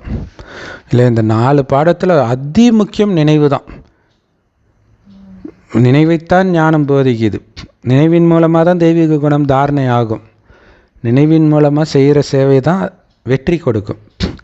ஸோ அதனால் உயர்ந்ததிலும் உயர்ந்த தந்தையை மிக மிக அன்பாக நினைக்கணும். யோசிச்சு பாருங்களா, நீங்கள் யாரையெல்லாம் நேசிச்சிங்களோ உங்கள் வாழ்க்கையில் எல்லாரும் உங்களுக்கு ஆப்பு தான் வச்சுருப்பாங்க. உங்கள் வாழ்க்கை அழிஞ்சு தான் போயிருக்கும். ஆனால் இவ்வளோ நாள் நீங்கள் அனுபவித்ததெல்லாம் கொடுத்தவர் இவருன்றதே இப்போ தான் நமக்கு தெரியுது. அப்போ எவ்வளோ நேசிக்கணும். உங்களை ஒருத்தர் நேசிக்கிறாங்கன்னா ஏதோ ஒன்று உங்ககிட்ட இருந்திருக்கும்ல, அது குணமோ பணமோ அழகோ, அதையுமே கொடுத்தது இவர் தான். ஆனால் இவரை விட்டுட்டு நாம் எல்லாரையும் நேசிச்சிருந்துருக்கிறோமே. இப்போ அத்தனை அன்பையும் தூக்கி பாபா கிட்ட போடுங்க. நினச்சி உன்னை விட்டுட்டு உன்னை அப்பான்னு கூப்பிட வேண்டிய வாயால் யாரையோ அப்பான்னு கூப்பிட்டனே பாபா அப்படின்ட்டு ஒரு உறவையும் எடுத்துகிட்டு வாங்க. நீ உன்னை குருன்னு சொல்ல வேண்டிய வாயால் எவனையோ குருன்னு சொல்லிட்டேனே பாபா, இப்படி எடுத்துகிட்டு வாங்க. அவர் தான் புத்தம்புது உலகத்தை ஸ்தாபனை பண்ணுறார். நான் என் குழந்தைகளை உலகத்துக்கு எஜமானராக்கிறதுக்கு வந்திருக்கிறேன். அதனால் நீங்கள் கண்டிப்பாக என்னை நினைக்கணும். உங்களை எஜமானன் ஆக்குறேன்ல, அதுக்கு தானே நான் உங்களை தயார்படுத்துகிறேன். என்ன மாதிரி ஆகணும். நான் வர்றதில்லை, ஆனால் எனக்கு பதில் நீங்கள் அதை ஆட்சி செய்யுங்கன்றார். அப்போ தான் உங்களுடைய பாவங்கள் எல்லாம் அழியும். அது பாவக்கரையே இல்லாத உலகம். அது பதித்த பாவனர் தந்தை சொல்கிறாரு, நீங்கள் ரொம்ப அழுக்காகிட்டீங்க குழந்தைங்களே, அதனால் என்னை நினைவு செய்து தூய்மையாகுங்க. அந்த தூய்மையான உலகத்தின் எஜமானர்களாகுங்க. மனிதர்கள் பதித்த பாவன தந்தையை கூப்பிடுறாங்க. அவர் இப்போ வந்துட்டார். கண்டிப்பாக நீங்கள் தூய்மை ஆகணும் இல்லையா? தூய்மை ஆக்கிறதுக்கு தானே கூப்பிட்டீங்க. நேற்று முரளி ஃபுல்லாக தான் சொன்னார். வந்து தூய்மையாக்குங்கன்னு கூப்பிட்டீங்க. வந்துட்டான், அப்புறம் தூய்மை ஆகலைன்னா என்ன அர்த்தம்? அதுக்கு தானே வந்தீங்க, அதுக்கு தானே கூப்பிட்டீங்க. ஸோ பாபா சூப்பரான பரம்பொருள் மகாவிஷ்ணு ஸ்கூலில் பேசும்பொழுது, நான் பேசுறது பிடிக்கலன்னா எது கூப்பிட்டீங்கன்னு கேட்டேன். அதே மாதிரி தான் பாபா கேட்குறாரு, தூய்மை ஆக்கிறதுக்கு தானே கூப்பிட்டீங்க, தூய்மை பிடிக்கலன்னா எதுக்கு என்ன கூப்பிட்டீங்கன்றாரு. பாபா அடிக்கடி வந்து சொல்வார், என்னை நினைங்கன்ட்டு. அப்போ எனக்கு ஒன்று ஃபீல் ஆகிட்டே இருக்கும் பிரதர். என்னன்னா, இந்த கல்யாணம் ஆனவங்களாம் பார்த்தீங்க அப்படின்னா, என்னை நினச்சிட்டு இருக்கிறியா, எனக்கு ஃபோன் பண்ணுறியா, என்னை நினச்சிட்டு இருக்கியா, இந்த நிறைய இந்த ஷார்ட்ஸ்லலாம் கூட வருங்க பிரதர். என்னென்னா, ஒய்ஃப் வந்து நச்சரிச்சிக்கிட்டே இருப்பா, நீ என்னை எவ்வளோ லவ் பண்ணுற, என்னை எவ்வளோ லவ் பண்ணுற, சாவர வரைக்கும் லவ் அந்த மாதிரி பாபா என்னை நினைங்கன்னு சொல்லும் போதெல்லாம், என்னை நினச்சிட்டு தான் இருக்கிறியா, அங்கே போகும்போது என்னை நினைக்கிறியா, இங்கே போகும்போது உனக்கு ஏதாவது பிரச்சனை வரும்போது நினச்சிட்டு இருக்கிறியா, எப்போவுமே என்னை நினச்சிட்டே இருக்கிறியா. இல்லை, நம்ம அவரை லவ்வராக பார்க்கும்போது தான் அவரோட அன்பே நமக்கு புரியும். அது வரைக்கும் நமக்கு வந்து என்னடா பாபா நினைங்கன்னு சொல்லிகிட்டே இருக்கிறாரு, அவர் வர புள்ளியாக இருக்காரு, நமக்கு நினைக்கிறதுக்கே கஷ்டமாக இருக்குது அப்படின்னு கூட நமக்கு தோணும். ஒரு லவ்வராக நினச்சி பாருங்கள், அப்போ அவரோட அன்பு புரியும் நமக்கு. அந்த நினைங்கன்னு சொல்கிறது கூட எதுக்காக, நம்மளோட நலனுக்காக, அவருக்காக கிடையாது. அது கூட நம்மளோட நலனுக்காக தான் சொல்கிறாரு. அப்போ பாபா சொல்கிறாரு இல்லைங்களா, நீ தூய்மையாகணும் குழந்தை, அதுக்காகவாது என்னென்னு சொல்கிறாங்க. அதே மாதிரி பார்த்திங்கன்னா பிரதர், பாபா வந்ததுக்கு அப்புறமேல தான் என்னோடய வாழ்க்கையில் ஒரு பெரிய மாற்றம். என்ன அப்படி ஒரு பெரிய மாற்றம்னா, எல்லார் வாழ்க்கையிலையும் பாபா கிடச்சோன்னா ஒரு பெரிய மாற்றம்.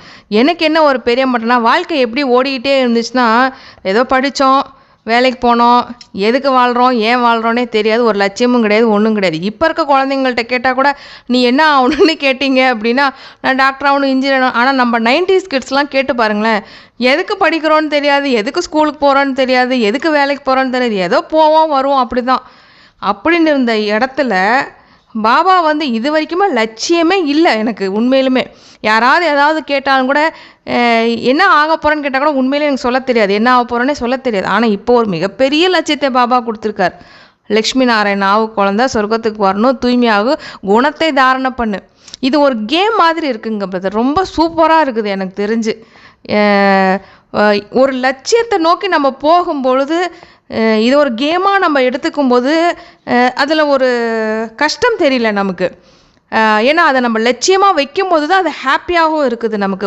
ஒருவேளை நம்ம வந்து இது ஒரு லட்சியமாக வைக்கல, ஏதோ முக்தி பாபா சொல்கிறாரு, ஏதோ வந்து முக்தி போகணுங்கிறாரு, ஏதோ சொர்க்கத்துக்கு வரணுங்கிறாரு, இப்படியெல்லாம் நம்ம நினச்சோம் அப்படின்னா கண்டிப்பாக வந்து பாபாவை நினைக்கிறது கஷ்டமாக இருக்கும், பாபா கொடுக்குற ஞானம் நமக்கு சிந்தனை பண்ண கஷ்டமாக இருக்கும், எல்லாமே கஷ்டமாக தான் இருக்கும். பாபா சொல்கிறாரு, நீ தான் அந்த லக்ஷ்மி நாராயணனுங்கிறாரு. அப்போ அந்த குணத்தை நீங்கள் வளர்த்துக்கோங்க என்னை நினைவு பண்ணுறது மூலமாக அப்படிங்கிறாரு. அப்படிங்கிறப்போ அந்த லட்சியத்தை நம்ம வந்து நல்லா இறுக்கமாக பிடிச்சிக்கணும். நம்ம எவ்வளோ பெரிய லட்சியத்தை நமக்கு கொடுக்குறாரு. இப்போ உலகத்தில் ஒரு பிரதர் கூட கமெண்ட்ஸில் கேட்டிருந்தாங்க, அம்பானிக்கு நான் பிள்ளையா பிறக்கணும்னா என்ன பிரதர் பண்ணணும் அப்படின்ட்டு.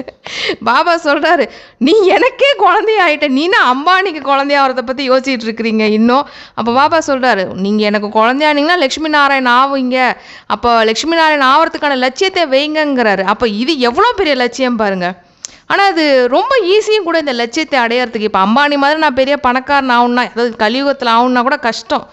ஆனால் பாபா அந்த நினைவு அப்படிங்கிற ஒரு விஷயத்தினால அந்த அதாவது அந்த மனதின் மூலமாக, அந்த புத்தியின் மூலமாக பாபா வந்து நினைவு பண்ணுறதன் மூலமால ரொம்ப பெரிய, அதாவது லக்ஷ்மி நாராயண ராஜ்யமே நம்மளுக்கு கிடைக்கிது. அப்படிங்கிறப்போ இதை விட ஈஸியான வழி எதுவுமே இருக்காது. அதாவது எப்படி சொல்கிறது, உக்காந்த இடத்துலேருந்தே பணத்தை கோடி கோடியாக கொட்டுற மாதிரி அதிர்ஷ்டம்னு சொல்லுவாங்க பிரதர். அது இதுதான் உண்மையிலே. இந்த அதிர்ஷ்டத்தை கூட நம்மளால் பயன்படுத்திக்க முடியல அப்படின்னா நம்மளை என்ன சொல்கிறது, நம்மளே திட்டிக்க வேண்டியதாங்க பிரதர். கண்டிப்பாக சிஸ்டர், சூப்பராக சொன்னீங்க. அம்பானிக்கு மகனாக பிறக்கிறது, இது வந்து நிறைய பேர் கமெண்ட்டில் போடுவாங்க, என் கணவன் இறந்துட்டார், என் மகனுக்கு அவர் குழந்தையா பிறப்பாரா, அடுத்தது என் மகன் இறந்துட்டான் பெரிய பையன், என் சின்ன பையனுக்கு அவன் மகனாக பிறப்பானா, அதுக்கு நான் என்ன பண்ணணும், இப்படியெல்லாம் கேட்டுட்ருக்குறாங்க. ஸோ இது பாபா குழந்தையே இப்படி கேட்குறவங்களும் இருக்கிறாங்க.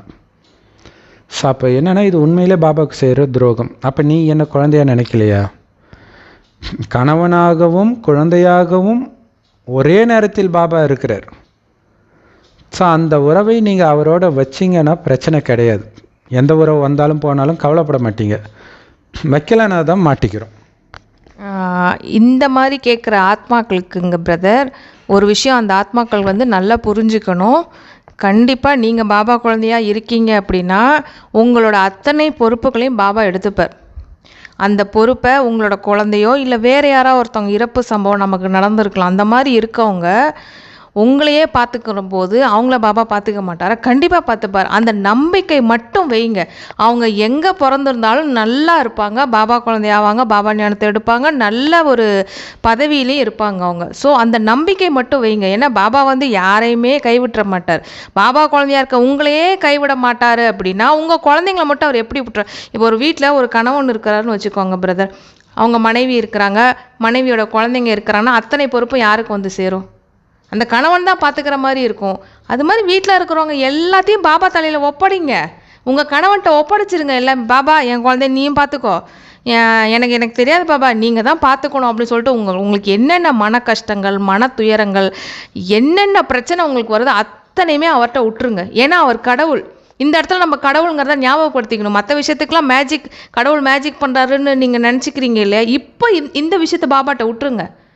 என் அப்பா பார்த்துப்பார், என் கணவன் பார்த்துப்பார். அதாவது நம்ம வீட்டில் இருக்கிற கணவனே வந்து அவன் குடிகாரனாக இருக்கலாம், மோசமானவனாக இருக்கலாம், ஆனால் அவனை நம்பி நம்மளை ஒப்படைக்கிறோம், நம்ம பிள்ளைங்களை ஒப்படைக்கிறோம், கடவுள்கிட்ட ஒப்படைக்க மாட்டேங்கிறோம். இதை நம்ம புரிஞ்சுக்கணும். நம்ம எவ்வளவு குணவான், எல்லாருக்குமே நன்மை செய்யக்கூடியவர், அவர்கிட்ட ஒப்படைக்க மாட்டேங்கிறோம், அப்படியே பிடிச்சி வச்சுக்கிறோம். நம்ம இந்த மாதிரி பண்ணக்கூடாது. நம்ம அவர்கிட்ட நம்பி ஒப்படைங்க. கண்டிப்பாக நீங்களும் சரி உங்களோட குழந்தைங்களும் சரி எங்கே இருந்தாலும் நல்லா இருப்பாங்க பிரதர். கரெக்டாக சொன்னீங்க சிஸ்டர். இது வந்து பைபிளில் வரும். சாலமன், தாவீது இவங்கெல்லாம் கடவுள் வந்து ஆசீர்வாதம் கொடுப்பார். உன்னுடைய சந்ததியை நான் பல்கி பெருகச் செய்வேன், அவர்களில் ஒரு ராஜாவை உருவாக்குவேன் அப்படின்னு சொல்லியிருப்பார். அதனால் அவங்க தப்பு பண்ணால் கூட அவர் மன்னிச்சுக்கிட்டே இருப்பார் அடுத்தடுத்த தலைமுறையாக. அதில் வரும். இதனால் அது எதுக்கு வருது அப்படின்னா இந்த கடைசி நேரத்தில் நடக்கிற விஷயம். உங்களை பார்த்துக்கிட்டு தெரிஞ்ச எனக்கு அதுவும் என்னோடய குழந்தை தானே, நான் பார்த்துக்க மாட்டேன்னா? நீ நீ என்னதுன்றதை நீ எப்போ விடுவ? இல்லை, ஒரு வேலைக்காரம்மா இருக்கிறாங்க, ரொம்ப அன்பாக வளர்க்குறாங்க குழந்தைய. அந்த அம்மா வேலையை விட்டு நிறுத்துகிறாங்க. உடனே, அம்மா அந்த குழந்தைய பார்த்துக்கணும், அதெல்லாம் எங்களுக்கு தெரியும், நீ போ அப்படின்றாங்க ஓனர். இல்லையா, ஓனரை விட அவனுக்கு அன்பு பற்று. அந்த மாதிரி தான் நாம் எல்லாம் வேலைக்காரர்கள். இதை புரிஞ்சுக்கிட்டாலே போதும். பாபாவே வேலைக்காரன்றாரு, நம்மெல்லாம் ஏமாத்துறோம். ஸோ அந்த பதித்த பாவன தந்தையைத்தான் பாபா கூப்பிட்றார். சரி, பாபாவைத்தான் நாம் கூப்பிட்றோம். என்னை நினைவு செய்தால் தூய்மையான உலகத்தின் எஜமானர் ஆகிடுவீங்க. கூப்பிட்டீங்க, வந்துட்டேன், தூய்மையாகுங்க. துக்கத்தை நீக்கி சுகத்தை கொடுக்குற வள்ளல் அவர். தங்க யுகம் கண்டிப்பாக தூய்மையான உலகம். எல்லோரும் சந்தோஷமாக இருந்தாங்க. இப்போ மீண்டும் பாபா சொல்கிறாரு, அந்த சுகமான உலகத்தையும் சாந்தி தாமத்தையும் நினைவு பண்ணிக்கிட்டே இருங்க. ஏன்னா இது சங்கம யுகம், அங்கே போக போகிற நேரம் வந்துடுச்சு. நினைவுனால தான் போவோம். இது வரைக்குமே நினைவுனால தான் கீழேயும் இறங்குனீங்க. யார் யாரையோ நினச்சிங்க, அங்கங்கே பிறந்து வந்துட்டு எங்கெங்கேயோ போய் மாட்டிக்கிட்டீங்க. எவனோ ஒருத்தன் மோசமானவனாக இருந்திருப்பான், அவனை நீங்கள் லவ் பண்ணியிருப்பீங்க. அந்த மோசமானவனை நினச்சிட்டு நீங்கள் இறந்ததுனால மோசமானவன் எங்கே போய் பிறப்பான்? பாலஸ்தீனில் பிறப்பான், உக்ரைனில் பிறப்பான், நீங்கள் அங்கே போய் மாட்டிக்குவீங்க. எவ்வளோ பெரிய தண்டனை பாருங்கள். நம்ம அந்த அந்த அன்புக்கு கிடைச்ச தண்டனை தான் அது. அதுக்கு தான் பாபா கட் பண்ண சொல்கிறார். நீ போகிற இடம் அதுதான். சீதை பார்த்தீங்கன்னா, ராவணனுடைய அந்த சிறையில் இருந்துக்கிட்டு, அசோகவனத்தில் இருந்துட்டு ராமரோடு வாழ்ந்த நாட்களையே நினச்சிட்டு போதையில் இருப்பாள். ஸோ அதைத்தான் இப்போ நினைக்க சொல்கிறார். ஆனால் அவள் அழுதுட்டு இருப்பாள், அப்படி இருந்த என்ன இப்படி வந்துட்டனே. அப்போ இவன் சொல்லுவான், ராவணன் ஒரு தடவை இவன் ஏதோ திட்டிட்டு போவா, சூர்பனகை, ராவணனுடைய தங்கச்சி. அப்போ சீதையை இப்போ பார்க்குறதுக்கு ராவணன் வருவான். சுந்தரியே கவலைப்படாது, இனி அவள் உன்னை டிஸ்டர்ப் பண்ண மாட்டா, நான் அவளை மிரட்டி வச்சிருக்கிறேன்னோ. உடனே டமல் எழுந்திரிச்சு, சீதை, துஷ்டனே, என்னை சுந்தரியன்னு கூப்பிடாத, உன்னுடைய அதாவது ஏதோ ஒன்று சொல்லுவான், உன் அன்புக்கு எனக்கு ஒரு பிச்சைன்ற அர்த்தத்தில் வரும், போட மாட்டியா, அந்த மாதிரி உன் மேலே கருணை பட்டு தானே இன்றைக்கி என் மனவாளனை விட்டு விலகி நான் நின்றுட்டு இருக்கிறேன் அப்படின்னு சொல்லுவாள். அப்போ எப்படி நம்ம அந்த சொர்க்கத்தை விட்டு இழந்து வந்தோன்றதை நீங்கள் நினைக்கணும். அதுக்காக தான் சக்கரத்தை சுத்த சொல்கிறார். ஏன் சக்கரத்தை சுத்த சொல்கிறாருன்னா, அந்த ஆத்மா எடுத்த ஒரு உடம்பையும் சேர்த்து நீங்கள் ஒரே வாழ்க்கையாக பாருங்கள். அதுதான் எல்லைக்கு அப்பாற்பட்ட நிலை. நீங்கள் ஒரு ஜென்மத்தையும் தனித்தனியாக பார்க்காதீங்க, அது எல்லைக்கு உட்பட்டது. அப்போ அப்படி கற்பனை கேட்டாத, இப்போ என் கோயிலில் என்னுடைய ஒரு வினாடி தரிசனத்தை பார்க்கறதுக்கு முட்டி மோதி சாகிறாங்கன்னா, உயிரோட்டமாக நான் எப்படி இருந்திருப்பேன்? அது சிந்தனை பண்ணுறதுக்கு தான் சக்கரத்தை சுத்த சொல்கிறார். அதுதான் சொல்கிறார், அது கண்டிப்பாக தூய்மையான உலகம், அதை நினைவு பண்ணுங்க. இல்லையா, அங்கே சிங்கமும் பசுவும் ஒன்றா தண்ணி குடிக்கும், என்ன மாதிரி உலகம் அது. இப்போ சங்கம யுகத்தில் இருக்கிறோம். கடக்க போகிறோம். இந்த நதியை கடந்தால் அண்ணாண்ட, அதான் சங்கமம். படகோட்டி சிவபாபா, படகு சங்கமயுகம் ஏறி உட்காந்துட்டீங்க. கலியுக கரையிலிருந்து சத்தியுக கரைக்கு அழைச்சிட்டு போகிறார். ஒரே ஒரு போட்டு இல்லை, ஒட்டுமொத்த உலகமும் ஒரு பெரிய ஷிப்புன்னு சொல்லலாம். அதை அப்படியே அழைச்சிட்டு போகிறார். அப்போ எவ்வளோ சந்தோஷம் இருக்கணும். துக்கத்திலேருந்து தப்பிச்சு போகிறீங்க. அதுதான் இங்கே ரொம்ப ரொம்ப முக்கியமான விஷயம். இது ஒரு உதாரணம் கூட சொல்லலாம். ஒரு பிரபலமான அகோரி, நம்ம அடிக்கடி சொல்கிறோம். சரி, ஓகே. அகோரி கலையரசன், அவரை அவருடைய மனைவி அடிக்கிறாங்க. மனைவி அவங்க தம்பியெல்லாம் சேர்ந்து கோயிலில் வச்சு செம்ம அடித்து கண்ணெல்லாம் வீங்கி அப்படிலாம் இருந்திருக்குது. அவனை கொல்லணும் அது இதுன்னு பண்ணி, அதுக்கப்புறம் அது மீடியாவுக்கு அதுக்கப்புறம் என்ன ஆயிடுச்சு அப்படின்னா, மீடியாவுக்கே வந்துடுச்சு. அவங்க தான் தப்பு பண்ணாங்கன்றது அவங்க பேசுறதுல முன்னுக்கு முரணாக பேசுறது, சாராயத்தோடைய பேரெல்லாம் கரெக்டாக அவங்க சொல்கிறது. அப்போ இவர் சொன்ன மாதிரி அவங்க தண்ணி அடிக்கிறவங்க எல்லாமே தெரிஞ்சு போச்சு. அடுத்தது இப்போ அவ்வளோதான், டைவர்ஸ், பிரிஞ்சாச்சு. இப்போ அந்த விடுதலைக்கு முன்னாடி அவர் வாங்கின கடைசி அடி அது. ஸோ அதே மாதிரி நீங்கள் இன்றைக்கி அனுபவிக்கிற கடைசி துக்கம் பயங்கரமான துக்கத்துக்கு பிறகு தான் அந்த உச்சக்கட்ட சுகத்தை போய் அடைவீங்க. ஏன்னா எடுத்தோடனே உச்சக்கட்ட சுகம் சொர்க்கத்துடைய ஆரம்பம். அப்போ முடியும் போது பயங்கரமான டெஸ்ட் பேப்பர் வரும். ஆனால் இதோட முடியுதுன்னு மட்டும் நினச்சிட்டு இருங்க, டக்குன்னு அண்ணாண்ட போயிடுவீங்க. இனிமையான குழந்தைகளே, எவ்வளோ சந்தோஷம் இருக்கணும். நம்ம படகு நெருங்கிக்கிட்டு இருக்குது சொர்க்கத்துக்கு அப்படின்னா எவ்வளோ சந்தோஷம் இருக்கணும் இல்லை? யாரோ ஒருத்தர் அந்த அமெரிக்கா கண்டுபிடிச்சாரு, அவர் பேர் என்ன சிஸ்டர்? கொலம்பஸ். அவர் ஏதோ 6 மாதமாக ஏதோ கடல்லே இருந்து எல்லாம் கடுப்பாகி செம்ம டென்ஷன் ஆகிட்டாங்க. அவரை கொலை பண்ணிடலான்லாம் நினச்சாங்க. இதில் வேறு ஏதோ ஒரு நோய் வந்து உள்ளேயே வேறு நிறைய பேர் இறந்து வேறு போனாங்க. அதுக்கப்புறம் முதல்ல அந்த கரையை பார்க்கும்போது அவங்களுக்கு எவ்வளோ சந்தோஷம் இருக்கும். அப்பாடா பூமி வந்துச்சுடான்ட்டு வெறும் கடலையே பார்த்துட்டு இருந்தவங்களுக்கு அந்த மாதிரி சொர்க்கத்தை நீங்கள் பார்க்க போகிறீங்க. ஸோ அதை எடுத்துகிட்டு வராரு. ஏன் அந்த படகை சொல்கிறாருன்னா, நீங்கள் இதை எடுத்துகிட்டு வரணும். அது எப்படி படகுல போனால் எப்படி சந்தோஷம்? போகிற இடம் அப்படி, விட்டுட்டு வந்த இடம் அப்படி. அதனால் அங்கே திரும்புகிற பக்கமெல்லாம் சுகம் சுகம் சுகமே, சுகத்தை தவிர வேறு எதுவும் கிடையாது. இங்கே திரும்புகிற பக்கமெல்லாம் துக்கம் துக்கம் துக்கம் துக்கம் தவிர எதுவுமே கிடையாது. இல்லை, நைட்டு யாரையாவது வெளில அனுப்ப முடியுதா? பொண்ணுங்களை விடுங்க, பசங்களை கூட அனுப்ப முடியல. இல்லை, அந்தளவுக்கு கொலை வழிப்பறி அப்படி ஆயிடுச்சு உலகம். இத்தனை சிசிடிவி கேமராலாம் இருந்தே இன்னும் போக போக ரொம்ப வேறு ஆக போகுது. ஸோ அப்போ இதிலேருந்து தப்பிக்கிறதா நமக்கு உண்மையான விடுதலை.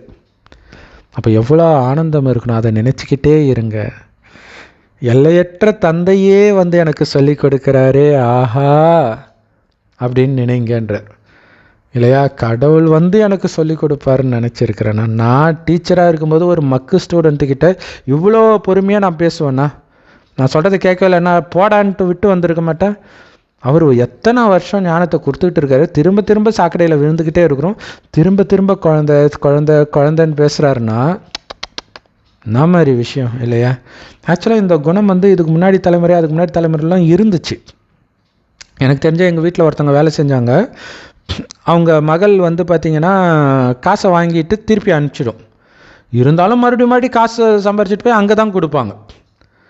அது ரொம்ப ஆச்சரியமாக இருக்கும். ஸோ பாபாவுடைய குணம் அவங்களுக்கு இருந்திருக்குது இல்லையா? ஸோ அந்த எல்லையற்ற தந்தையே வந்து நடத்துகிறார், பொறுமையின் கடலே வந்து நடத்துகிறார். ஸோ இதுக்கு முன்னாடி எங்கேயாவது கேட்டு இருக்கிறீங்களா, இல்லை படித்து தான் இருக்கிறீங்களா? அந்த பகவானே சொல்கிறார், என்னுடைய ஆன்மீக குழந்தைங்களுக்கு, என்னுடைய ராஜாக்களுக்கு ராஜயோகத்தை கற்றுக் கொடுக்குறேன். ஸோ இது வந்து ராஜதுலாரே அப்படின்ட்டு ஹிந்தியில் வருது. அதாவது ராஜா செல்லம் அப்படின்னு, அது அந்த பாஷையில் அப்படி வரும் போல இருக்குது. நம்ம ராஜா இல்லை செல்லம் இல்லைன்னு ரெண்டாக சொல்லுவோம், அங்கே ராஜ செல்லம்னே சொல்லுவாங்களாம். ஸோ அந்த குழந்தைங்களுக்கு ராஜ யோகத்தை கற்றுக்கிறோம். நம்ம மிஞ்சி போனால் ராஜான்னு கொஞ்சம் தான் முடியும், ராஜ்யத்தையா கொடுக்க முடியும் நம்ம குழந்தைக்கு. ஆனால் பாபா கொடுக்குறாருன்னா அதை நீங்கள் ஃபுல்லாக படிக்க வேண்டாமா? எவ்வளோ ஆர்வமாக படிக்கணும். நீங்கள் போய் அவ்வளோ ஆர்வமாக அந்த நாஸ்ட்ராடாமஸ் ஒன்றுமே புரியாத புக்கை படிச்சுட்டு இவங்களா ஒரு சந்தோஷத்துக்கு வராங்க. ஆனால் டெஃபினட்டாக தெரியும் உலகம் அழியும், சொர்க்கம் வரப்போகுது, அங்கே நீங்கள் தான் தேவதை ஆக போகிறீங்கன்ட்டு. அப்போ எவ்வளோ போதையாக இதை ஃபுல்லாக படிக்கணும், ஃபுல்லாக தாரணை பண்ணணும், ஒன்று கூட விடக்கூடாது. பைபிள் குரான்லேயே இருக்கும். அது என்ன, உங்களுக்கு பிடிச்சதை எடுத்துகிட்டு பிடிக்காததெல்லாம் விட்டுடுறீங்கன்ட்டு. ஸோ எல்லோருமே படிக்கிறதுல வரிசைக்கிரமமாகத்தான் இருக்கிறாங்க எப்போவுமே. அதனால் உங்களை நீங்களே செக் பண்ணுங்க. மற்றவர்களோட செக் பண்ணால் ஏமாந்து போயிடுவீங்க. உங்களுக்கே செக் பண்ணுங்கள். நான் உயர்ந்தவனாக இருக்கிறேன்னா, ஆவரேஜாக இருக்கிறேன்னா, கீழ்த்தரமானவனாக இருக்கிறேன்னா, நான் உயர்ந்த பதவி அடைவதற்கு தகுதியுடையவனாக இருக்கிறேன்னா, ஆன்மீக சேவை பண்ணுறேன்னா. பாபா சொல்கிறார், ஹே குழந்தைகளே, சேவாதாரி ஆகுங்கள், சேவை செய்யக்கூடியவராகி பாபாவை ஃபாலோ பண்ணுங்க.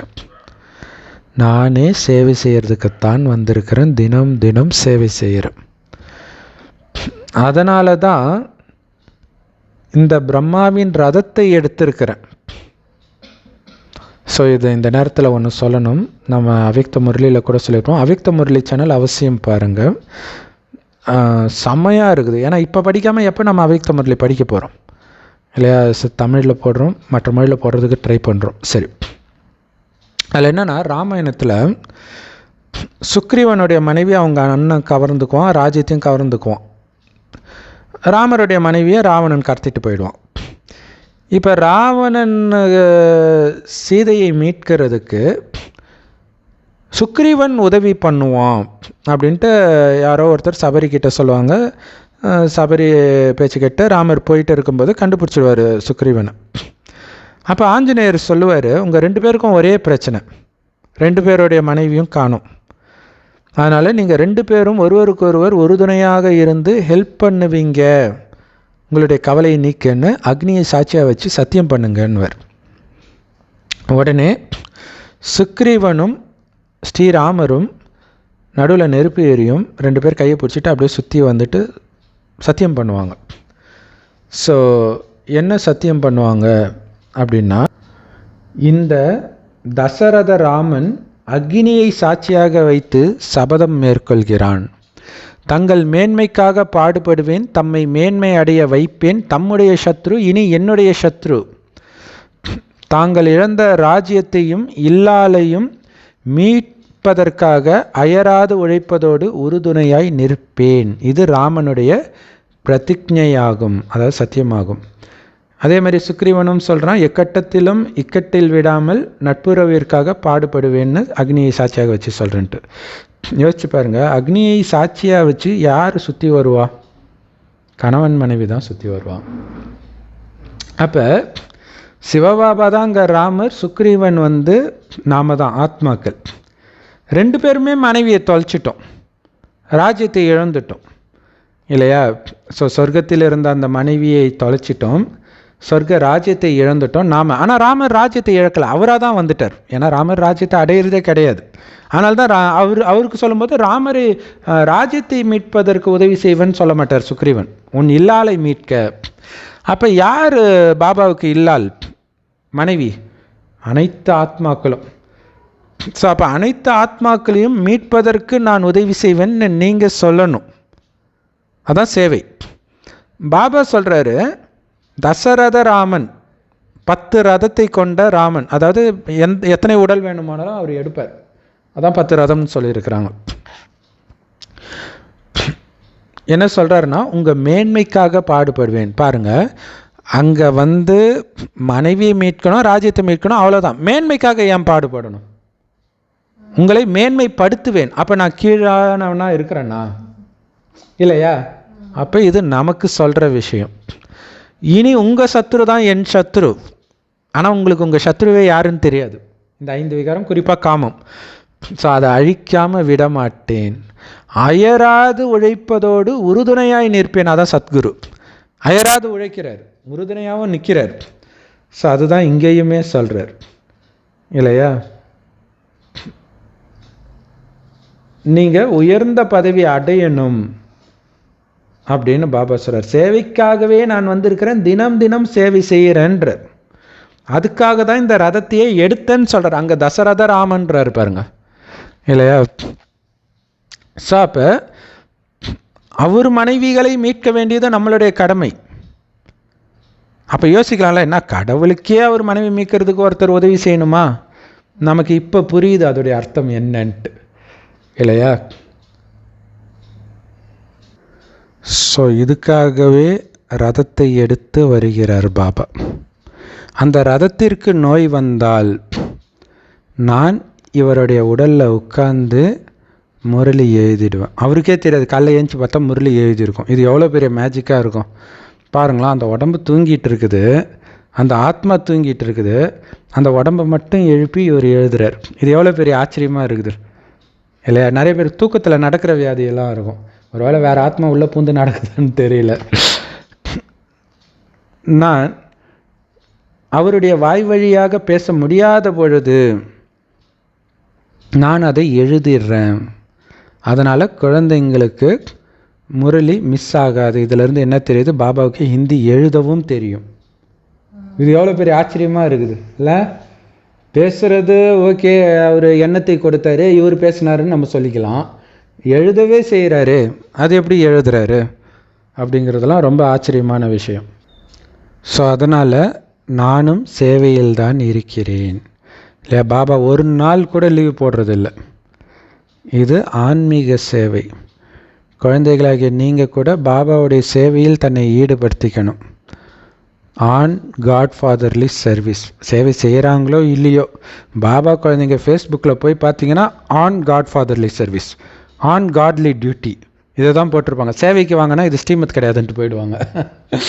சரி, யார் நல்ல முயற்சியாளர்களோ அவங்க தான் மகாவீரர்கள். யார் பாபா கொடுக்குற ஒவ்வொரு கட்டளைகளையும் ஃபாலோ பண்ணுறாங்களோ அவங்க தான் மகாவீரர்கள். ஒன்று விடாமல் பாபாவுடைய கட்டளை முக்கியமானதே என்னது, உங்களை ஆத்மான்னு உணர்ந்து ஒருவரை ஒருவர் சகோதர ஆத்மாக்களாக பாருங்கள்ன்றது தான்.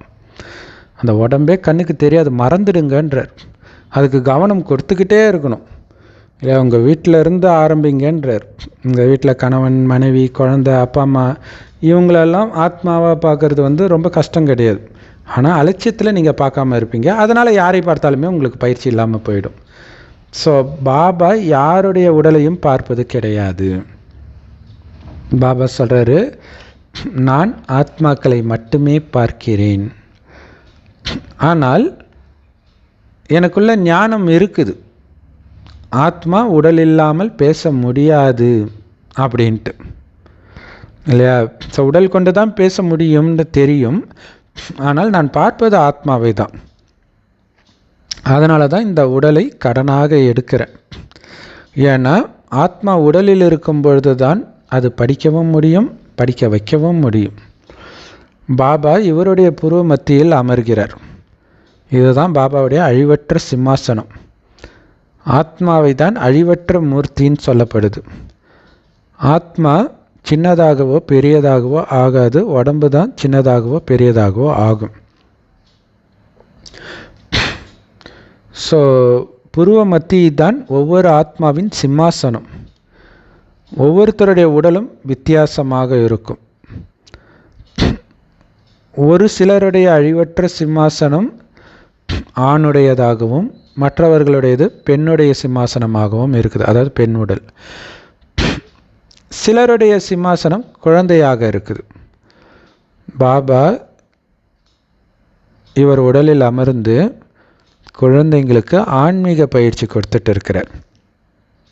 நீங்கள் எப்போ மற்றவர்கள்கிட்ட பேசினாலும் முதல்ல உங்களை ஆத்மான்னு உணருங்க, அதான் முக்கியம். ஆத்மாவாகிய நான், இது லவ் யூ பாபா, திடீர்னு அப்படி ஃப்ளாஷ் ஆகுது. ஒரு வெடி பற்ற வைக்கணும்னா அந்த வத்தி குச்சி வச்சுன்னா முதல்ல வத்தி குச்சி ஏறி வைக்கணும், அடுத்தது தான் போய் அங்கே வெடியில் வைப்பீங்க. அதே தான் நம்ம இங்கே பண்ணுறோம். எல்லா ஆத்மாவையும் பார்க்க வைக்கணும், முதல்ல வத்தி குச்சி நம்ம ஆத்மா பற்றிக்கணும், பற்றிக்கிட்டு அங்கே போய் வைக்கணும். அந்த ஆத்மாவில் ஆத்மானு பார்க்கும்போது தான் அது ஆத்ம உணர்வுக்கே வருன்றார். ஸோ அதுக்கு இன்றைக்கி அவ்யக்த முரளியில் கூட பாபா சொல்லியிருப்பார், 2 ஒயரை இணைக்கணும்னா அந்த ரப்பர் மேலே இருக்கும் இல்லையா, அதை அந்த இன்சுலேஷனை கட் பண்ணுவாங்க பிளேடால். கட் பண்ணிவிட்டு தான் அதை முடிச்சு போடுவாங்க. அதேமாரி பாபா கிட்ட சக்தி எடுக்கணும்னா இந்த ஆத்மா மேலே இருக்கக்கூடிய கவராகி இந்த உடலை கழட்டிடணும் புத்தியினால். அப்போ அவரோட இணைக்கும்போது தான் சக்தி வரும்ன்றார். அதேமாரி ஆத்ம உணர்வில் உட்கார்ந்து பாபா ஞானத்தை ஆத்ம சகோதரனுக்கு சொல்லி கொடுக்குறனும் போது தான் அங்கே பற்றிக்கும்ன்றார், இங்கேருந்து அங்கே சக்தி போகுன்றார். ஸோ அதனால் யார் கூடவும் பேசுகிறதுக்கு முன்னாடி நான் ஆத்மா என் சகோதரன்கிட்ட பேசுகிறேன் அப்படின்ற உணர்வை பக்கா ஆக்கிட்டு பேசுங்க. பேசிகிட்டு இருக்கும்போதே அதை கவனம் கொடுத்துக்கிட்டே இருங்க. ஆனால் பேச பேச நீங்கள் வெளிமுகத்தில் போயிடுறதுனால அவங்களும் வெளிமுகத்தில் போயிடுறாங்கன்றார். ஸோ பாபாவுடைய செய்தியை கொடுங்க. என்ன செய்தி? சிவபாபாவை நினைவு செய்யுங்க, அவர் இப்படி இருக்கிறாரு அப்படின்னு செய்தி கொடுங்க.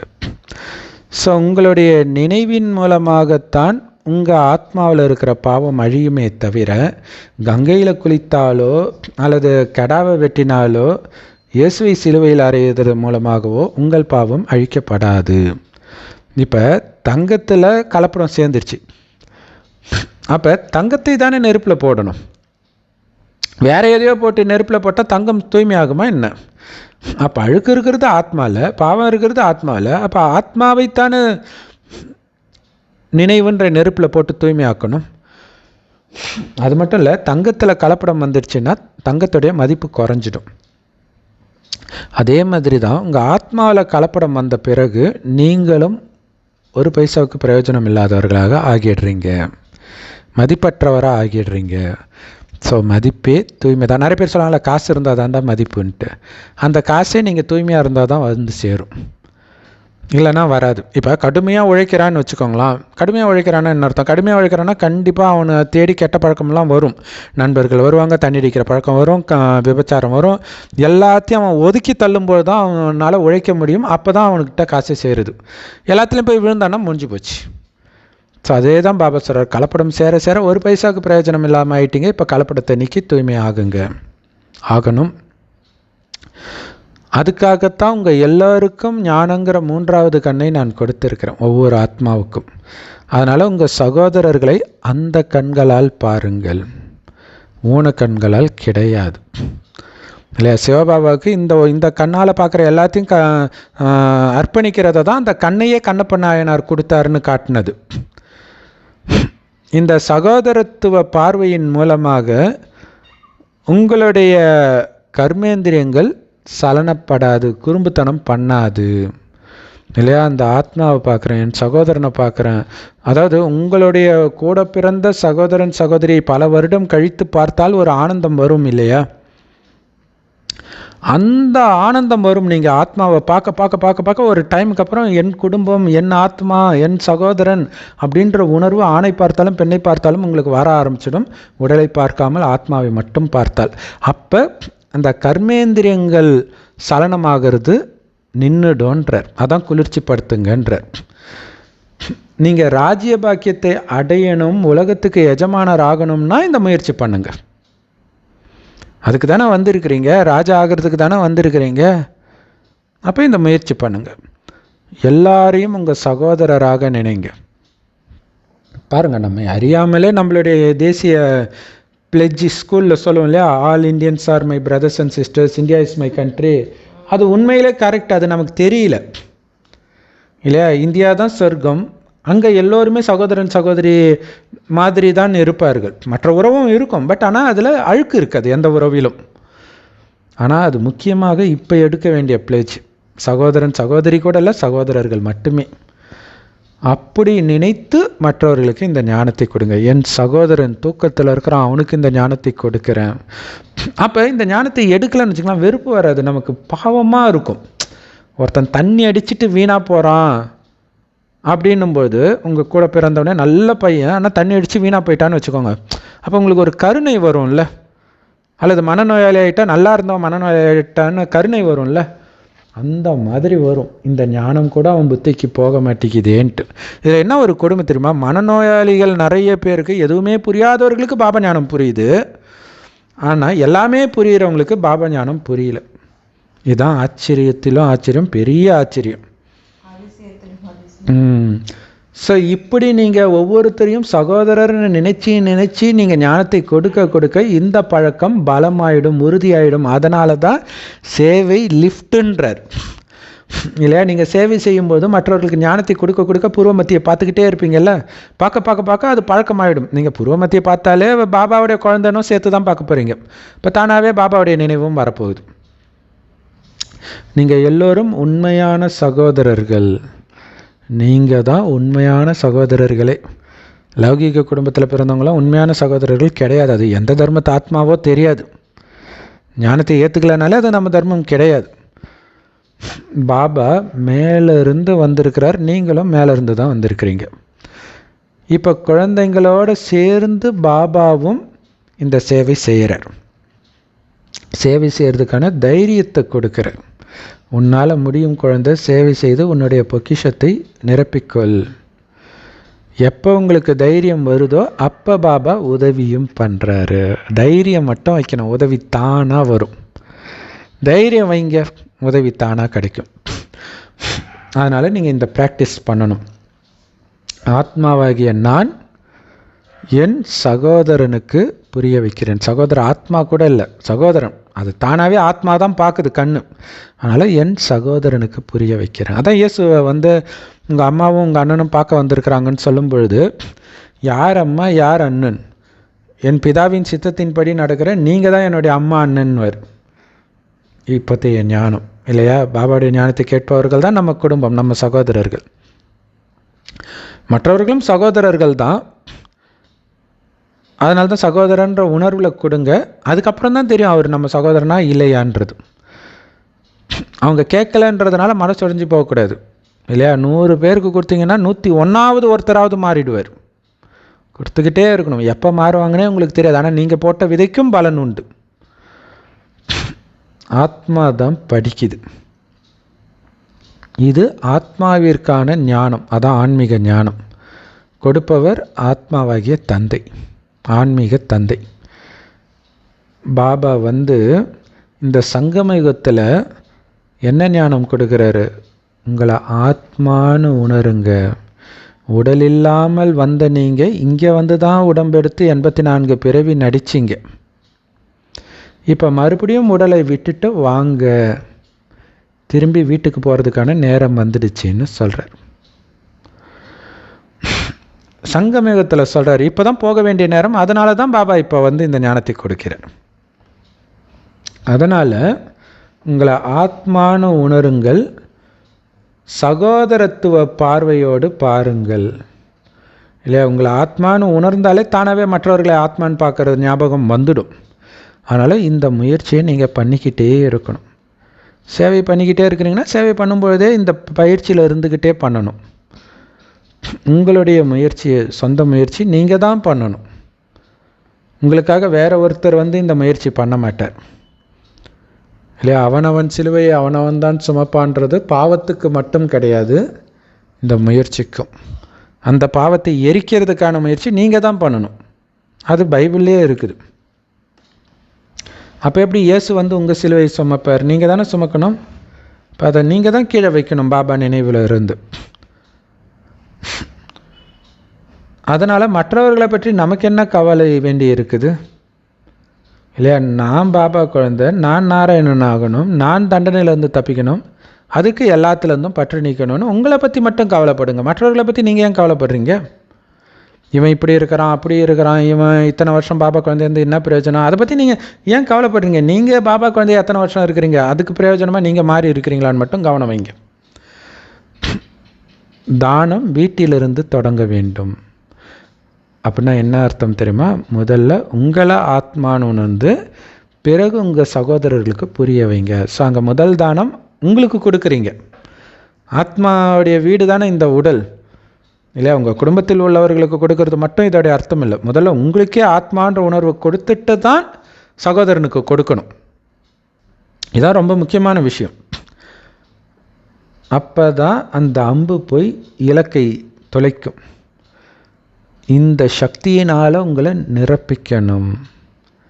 நான் ஆத்மா, நான் ஆத்மான்றது மைண்டில் ஓம் ஓம்னு ஓடிக்கிட்டே இருக்கணும். ஸோ இந்த முயற்சியை நீங்கள் பண்ணாதான் உயர்ந்த பதவியை அடைய முடியும்.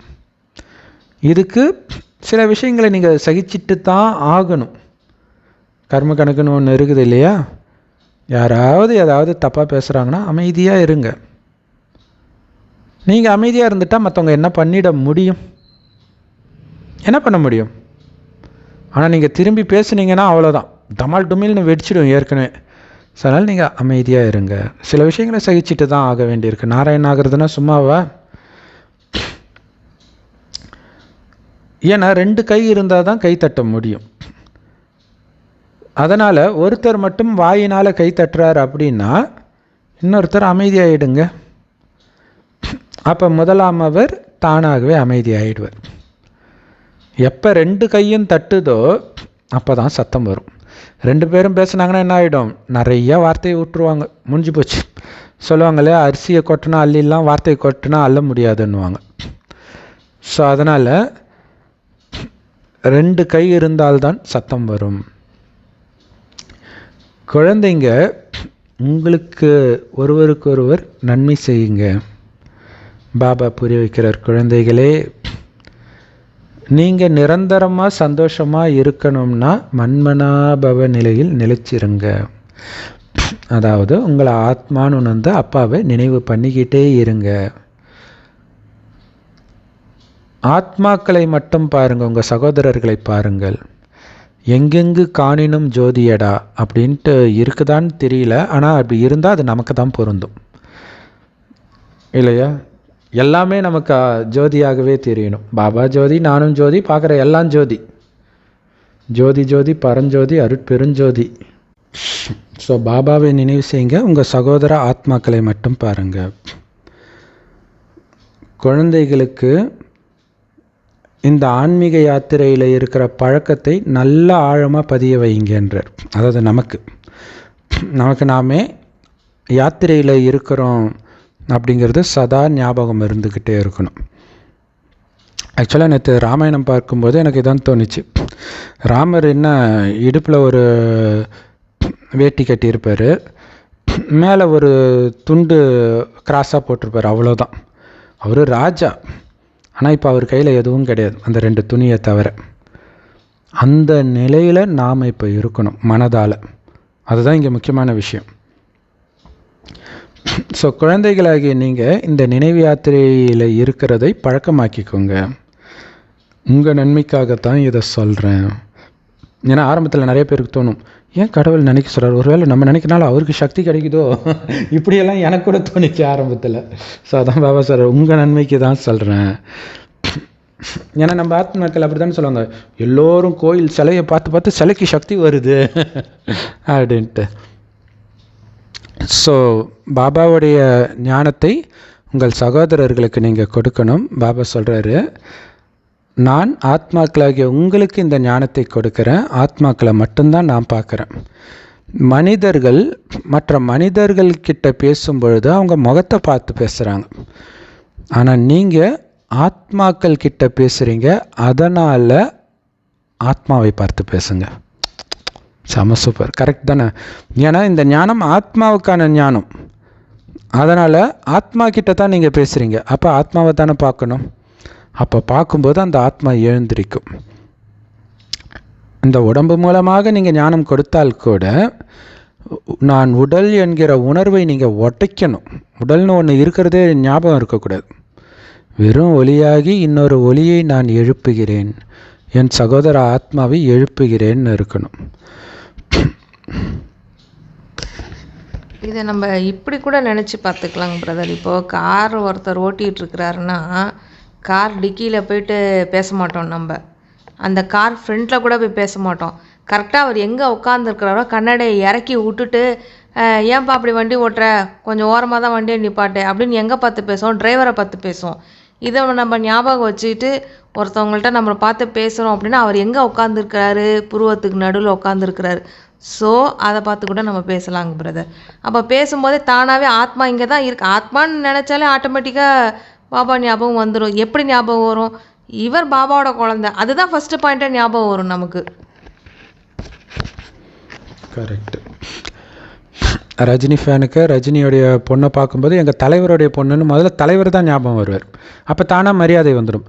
அது மாதிரி கடவுளுடைய குழந்தைகிட்ட பேசுகிறேன் அப்படின்னு நீங்கள் பார்த்தீங்கன்னா, என் மனைவி கிட்ட பேசுகிறேன், என் குழந்தைகிட்ட பேசுகிறேன், என் கணவன் கிட்ட பேசுகிறேன், எங்கள் அப்பா அம்மா கிட்ட பேசுகிறேன்ற எண்ணம் வராது. ஏன்னா இந்த உரிமையில் தான் மரியாதை போயிடுது. ஆனால் இது கடவுளுடைய சொத்து அப்படின்னு நினச்சிங்கனாலே அந்த மரியாதை கலந்த அன்பும் இருக்கும். பாபா சொல்கிறாரு, ஸோ பரமபிதா பரமாத்மா நமக்கு இந்த ஞானத்தை கொடுக்குறாருன்னு நம்ம புரிஞ்சுக்கிறோம். இது நம்ம ஞானமும் கிடையாது. அதனால் ஞானத்தினால அகங்காரம் வர வேண்டியது தேவையே இல்லாத வேலை. பாபா சொல்கிறாரு, நானும் ஆத்மாவைத்தான் பார்க்கிறேன், ஆத்மாக்களும் சொல்கிறீங்க, நாங்களும் பரமபிதாவைத்தான் பரமாத்மாவைத்தான் பார்க்கிறோம், பிரம்மாவை பார்க்கலை. ஏன்னா இந்த ஞானம் அவர்கிட்ட இருந்து தான் எங்களுக்கு கிடைக்கிது.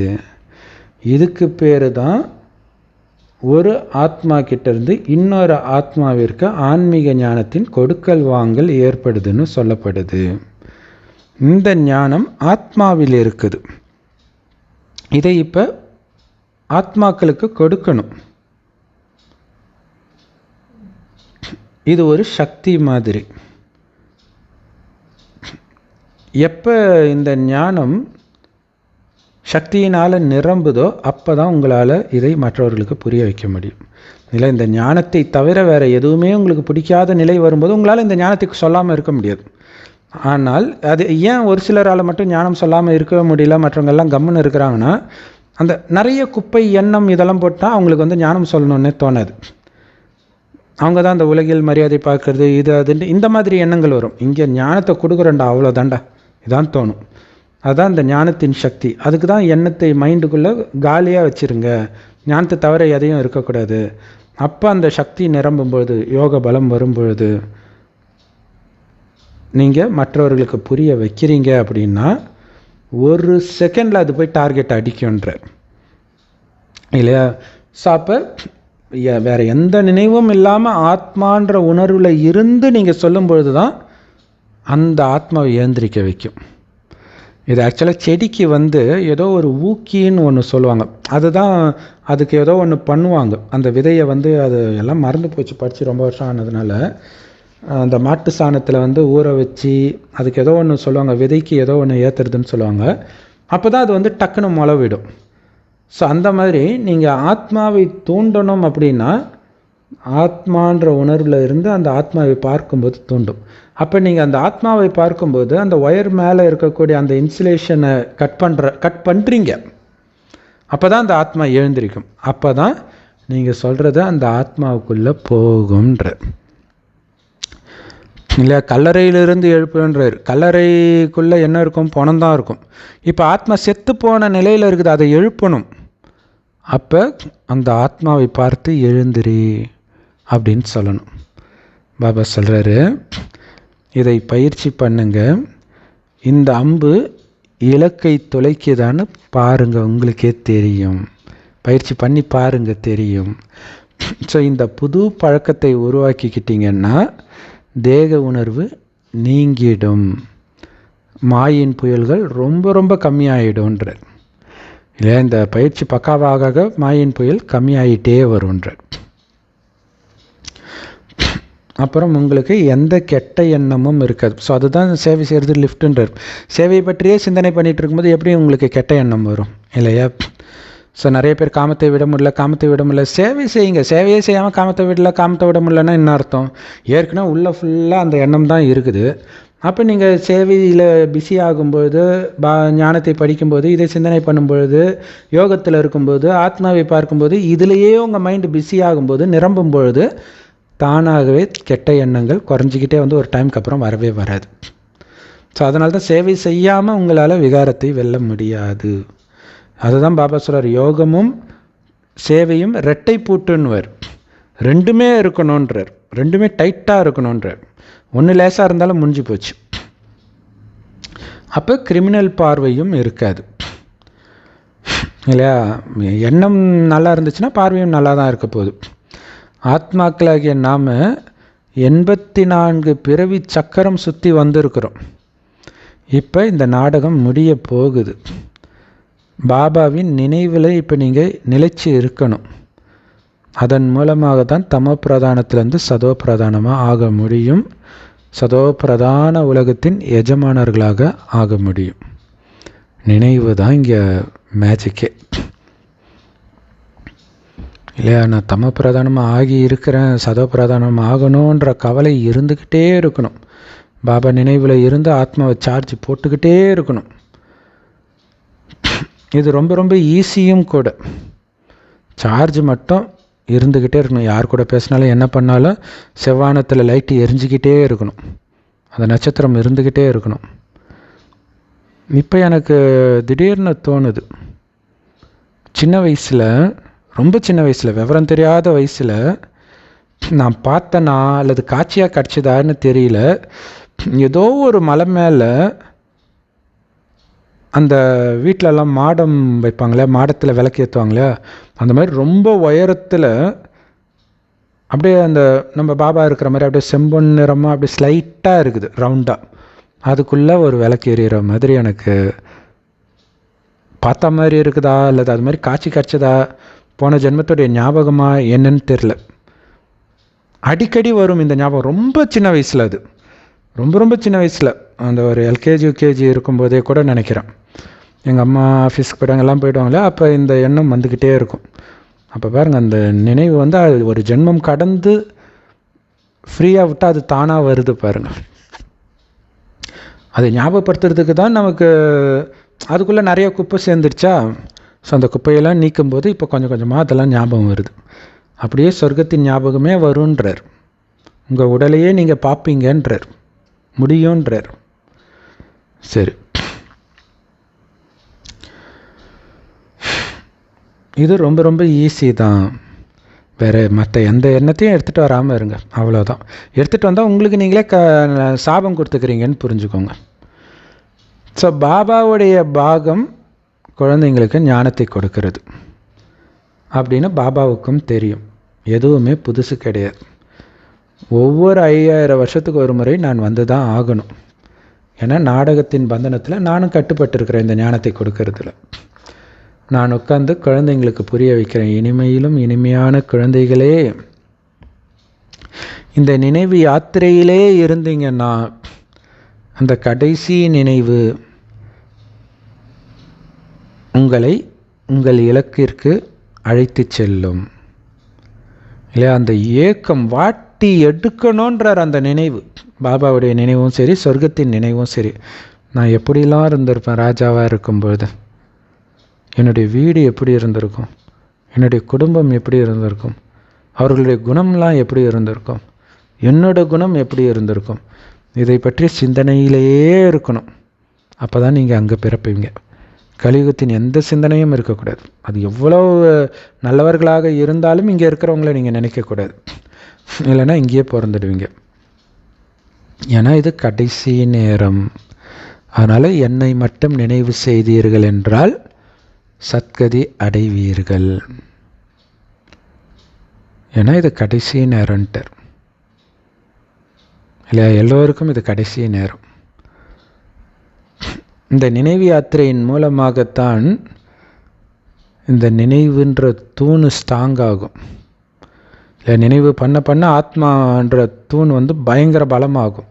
மாயினால் அசைக்க முடியாத மாதிரி, மாயின் புயல் வெள்ளத்தினால அசைய முடியாத மாதிரி ஆகிடும். ஸோ இவ்வளோ பலசாலி ஆக்கக்கூடிய இந்த ஞானம், ஆத்ம அபிமானி ஆக்கிற ஞானம் 5000 வருஷத்துக்கு ஒரே ஒரு தடவை தான் கிடைக்குதுன்னா இதோடைய அருமை என்ன மாதிரி அருமைன்னு புரிஞ்சுக்கோங்க. இதோடைய பலனை 5000 வருடம் நீங்கள் உட்காந்து அனுபவிக்க போகிறீங்க, அதிலும் குறிப்பாக 2500 வருஷம். அப்போ எவ்வளோ அற்புதமான ஞானம்!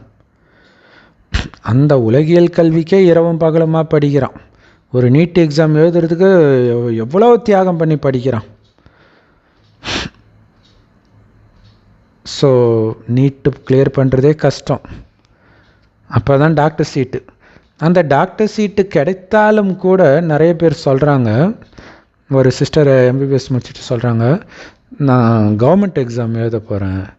ஏன் சிஸ்டர், அதான் டாக்டர் படிச்சிட்டிங்களா, கிளினிக் வைங்கன்னா? அப்படிலாம் எல்லா கிளினிக்கும் ஓடாது பிரதர். நிறைய பேர் அது மாதிரிலாம் வச்சு மூடிட்டு போயிட்டாங்க. கவர்மெண்ட் சம்பளம்னா அது பாட்டுக்கு வந்துட்டுருக்கோம். அப்போ அது வேற கஷ்டப்படணும். எவ்வளோ கொடுமை! ஆனால் இங்கே நமக்கு என்ன கஷ்டம் இந்த படிப்பில்? ராஜா மாதிரி இல்லை, ராஜாவாகவே ராணியாகவே இருக்க போகிறீங்க. பாபாவும் அற்புதம், பாபா கொடுக்குற ஞானமும் அற்புதமோ அற்புதம். ஜஸ்ட் அந்த புள்ளி ஞானம் தான் கொடுக்குறார். வேறு யாரும் எப்பவுமே இந்த ஞானத்தை உங்களுக்கு சொல்ல முடியாது. இப்போ தான் வீடு திரும்பும் நேரம். அதனால்தான் பாபா சொல்றார், இனிமையிலும் இனிமையான குழந்தைகளே, உங்களை ஆத்மான்னு உணர்ந்து இந்த ஞானத்தை ஆத்மாவுக்கு கொடுக்குற பயிற்சி பண்ணுங்க. இல்லையா? ஆத்மாவை பார்த்து அந்த ஆத்ம சகோதரனுக்கு கொடுக்குறேன் அப்படிங்கிறது ஞாபகம் இருந்துக்கிட்டே இருக்கணும். அதுக்கு என்ன பண்ணணும்? 3வது கண்ணை நல்லா திறந்து வைங்க.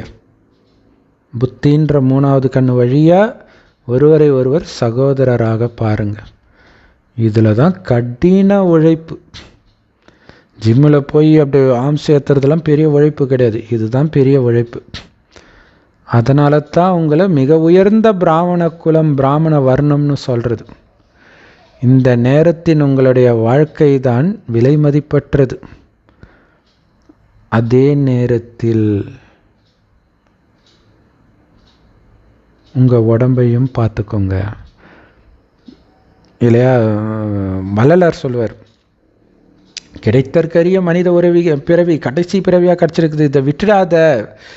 அதனால தான் அவங்க மரணமில்லா பெருவாழ்வுன்ட்டு இந்த உடம்புலே இருக்கணும்னு ஆசைப்படுறாங்க.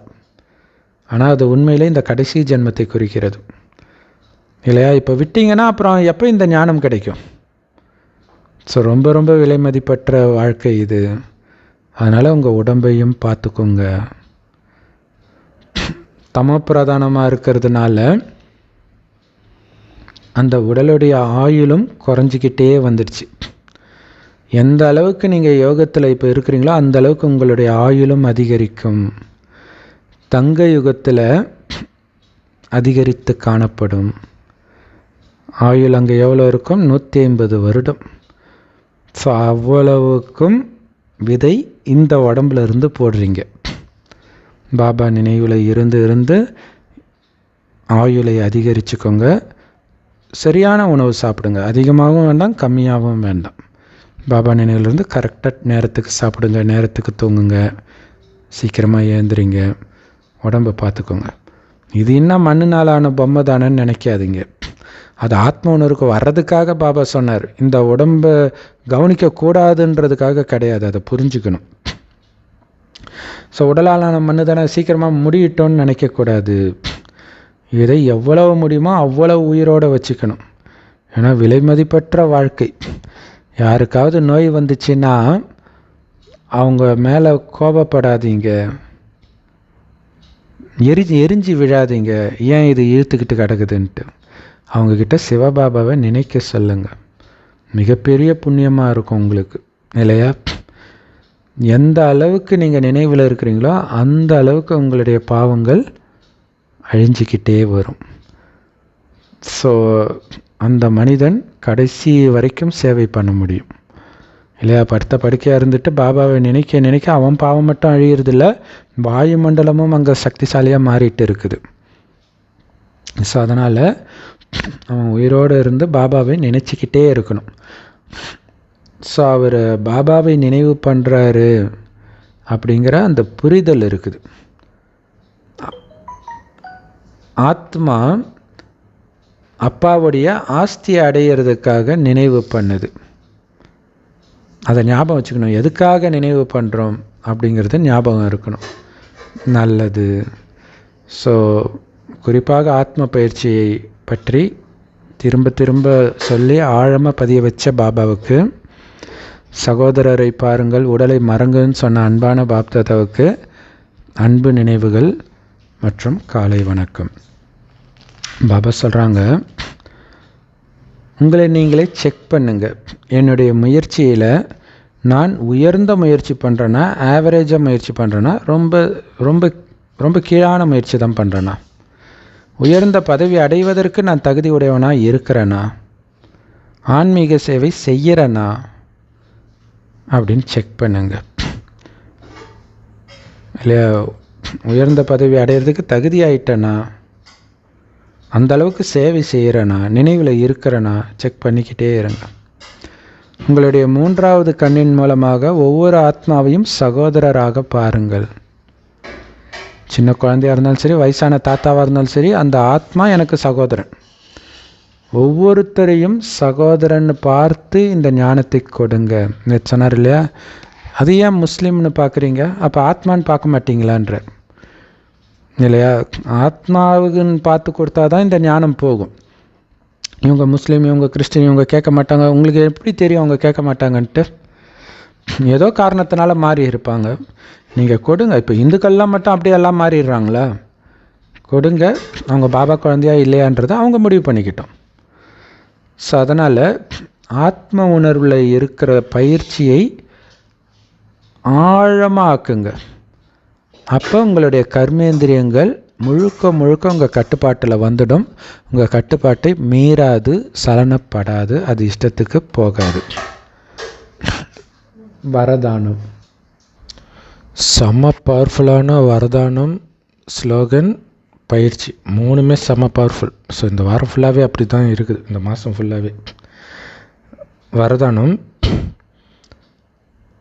மகா தியாகம் மூலமாக மகா பாக்கியத்தை உருவாக்கக்கூடிய பிரம்மாவுக்கு சமமான நம்பர் 1 ஃபரிஸ்தா மற்றும் உலக மகாராஜா ஆகுங்கள்.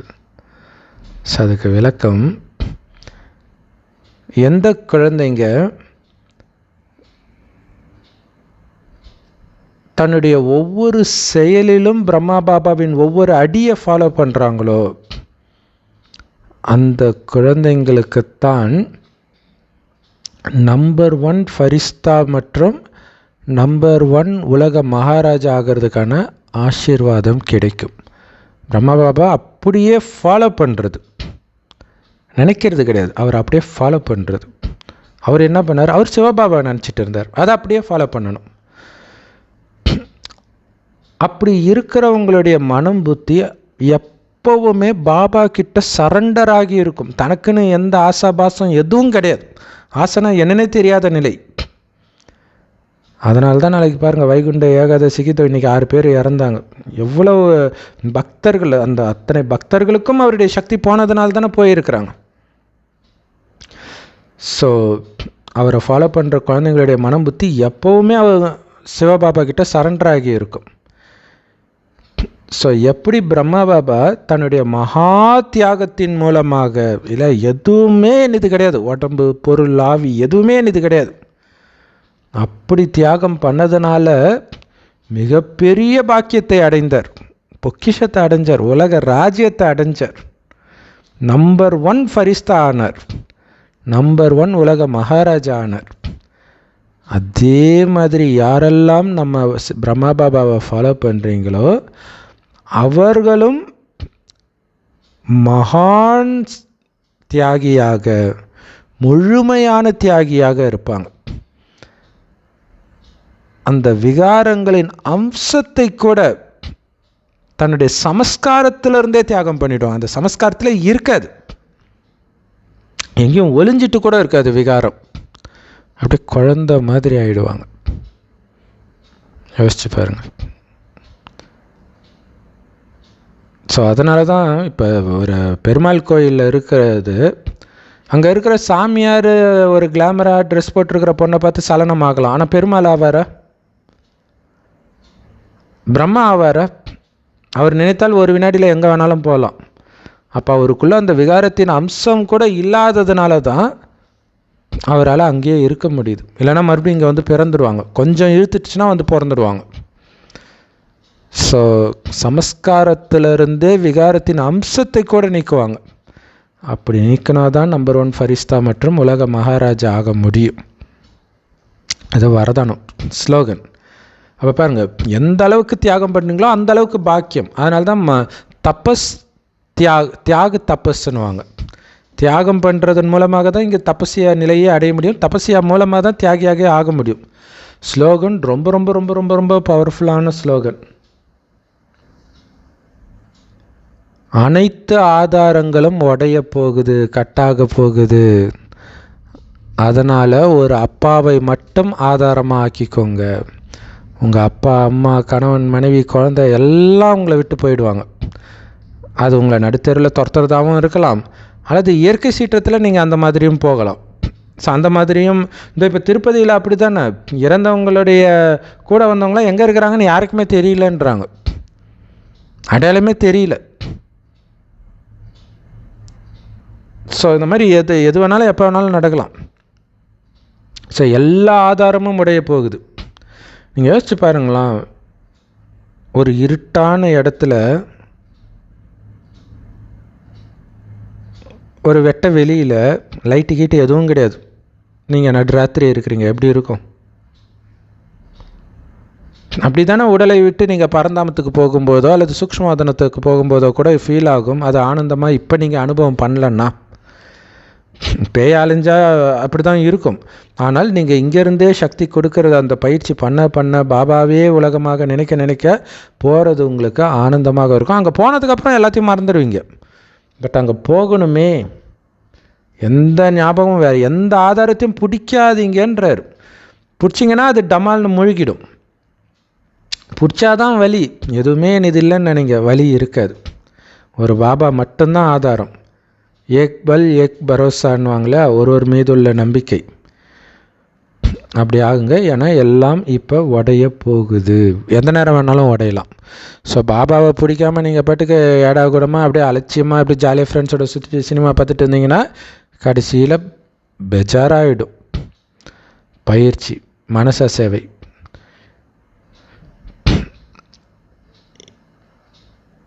முழு பஞ்ச தத்துவத்தையும் அனைத்து ஆத்மாக்களின் தமோகுண சமஸ்காரம் கொண்ட ஆத்மாக்களின் தமோகுண வைப்ரேஷனையும் மாற்றணும். உங்களை தேவையற்ற ரத்தம் சிந்துதல் இல்லையா, ரத்த ஆறு ஓடுன்றார் கடைசியில், அந்த வாயுமண்டலத்தில் பாதிக்கப்படாமல் உங்களை பாதுகாப்பாக வச்சுக்கணும். இவ்வளவும் பண்ணி மற்றவர்களுக்கும் எல்லா ஆத்மாவுக்கும் நீங்கள் தேவையான உதவியும் பண்ணணும். இவ்வளோ வேலை இருக்குது. இந்த எல்லையற்ற காரியத்தை நீங்கள் பண்ணணும்னா என்ன பண்ணணும் தெரியுமா? உங்களுடைய மனதை சக்திசாலியாக ஆக்குங்கள். சுப பாவனை சுப விருப்பம் நிரம்பியதாக ஆக்குங்கள். அவ்வளோ பாசிட்டிவான எண்ணங்கள் மட்டுமே இருக்கணும். உலகியல் விஷயம் இருந்தீங்கன்னா முடிஞ்சு போச்சு, ஒரு செகண்டில் பயந்துருவீங்க. அந்த மாதிரி இருக்கும் இல்லையா? ஒரு சகோதரி பக்கா பிகே வண்டியில் போயிட்டே இருக்காங்க, திடீர்னு ஒருத்தன் வந்து கட்டி பிடிக்கிற மாதிரி இருக்குது அவங்களுக்கு ஃபீலிங்கு. ஒரு அசுத்தாத்மா துரத்துது, கிளியராக தெரியுது. இந்த மாதிரிலாம் ஆகும் கடைசியில். நீங்கள் பாபா நினைவிலே இருந்தால் மட்டும்தான் தப்பிப்பீங்க. வேறு அந்த கிஸ்னஸ் எல்லாம் பண்ணுங்கள், ஆனால் பாபா நினைவு தான் அங்கே மெயின் பிஸ்னஸ். அதை ஞாபகம் வச்சுக்கணும். விட்டிங்கன்னா அங்கே முடிஞ்சு போச்சு, யாரும் காப்பாற்ற முடியாது. ஸோ இந்த தமோகுணி வைப்ரேஷன் இல்லை, உலகம் அவ்வளோ மோசமாக இருக்குது. ஒரு செகண்ட் ஆத்மா பிரவேசம் ஆச்சுன்னா முடிஞ்சு போச்சு, ஆளே மாறி போய்டும். உங்கள் அப்பா அம்மாவே வெறுக்கிற மாதிரி மாறிடுவீங்க, உங்கள் கணவன் மனைவியே வெறுக்கிற மாதிரி மாறிடுவீங்க. ஒரு செகண்ட் ஆத்மா வந்துச்சுன்னா முடிஞ்சு போச்சு, அவ்வளோதான். ஸோ அப்போ அதிலிருந்து உங்களை பாதுகாத்துக்கணுன்னா மனம் சக்திசாலியாக இருக்கணும். அப்படின்னு அர்த்தம். பாபா தவிர வேறு எந்த எண்ணமும் இருக்கக்கூடாது. எல்லோரும் நல்லா இருக்கணும், சக்தி கொடுக்கணும், சக்தி கொடுத்துக்கிட்டே இருக்கணும். தூய்மையின் அதிர்வலைகள், தூய்மையின் சொரூபமாகிற சொர்க்கத்துக்கு போயிட்டுருக்கிறேன், என் சகோதர ஆத்மாக்களை எழுப்பிட்டு போயிட்டு இருக்கிறேன். இந்த ஒரு எண்ணம் மட்டும் மனதுக்குள்ளே ஓடிக்கிட்டே இருக்கணும். ஓம் நம சிவாய, ஓம் நம சிவாயன்ட்டு கோயிலில் ஓடுமே அந்த மாதிரி ஓடிக்கிட்டே இருக்கணும். அப்போ தான் உங்களையும் நீங்கள் பாதுகாக்க முடியும், பஞ்ச தத்துவத்தையும் மாற்ற முடியும், வைப்ரேஷனையும் மாற்ற முடியும். அந்த வெட்டு குத்து கொலை இதெல்லாம் உங்களை பாதிக்காமல் பார்த்துக்கிட்டு அந்த வெட்டப்பட்ட ஆத்மா வெளியில் வந்து துடிக்கும் பாருங்கள், அதுக்கு அப்படி முக்தியை கொடுத்து அனுப்புவீங்க. உங்களையும் பாதுகாத்துக்கணும், மற்றவர்களையும் பாதுகாப்பான இடத்துக்கு அனுப்பணும். ஸோ அதுக்கு உங்கள் மனதை அவ்வளோ சக்திசாலியாக வச்சுக்கணும். அதுக்கு ஒரு வீண் எண்ணம் கூட வராமல் பார்த்துக்கோங்க. அதுக்கு தான் தீயதை பார்க்காதே, கேட்காதே, நினைக்காதேன்னு பாபா சொல்கிறார். செம்ம பவர்ஃபுல்லான பயிற்சி. Om Shanti. Love you Bap Dada. Thank you Bap Dada. குஷியாக இருங்க, குளிர்ச்சியாக இருங்க.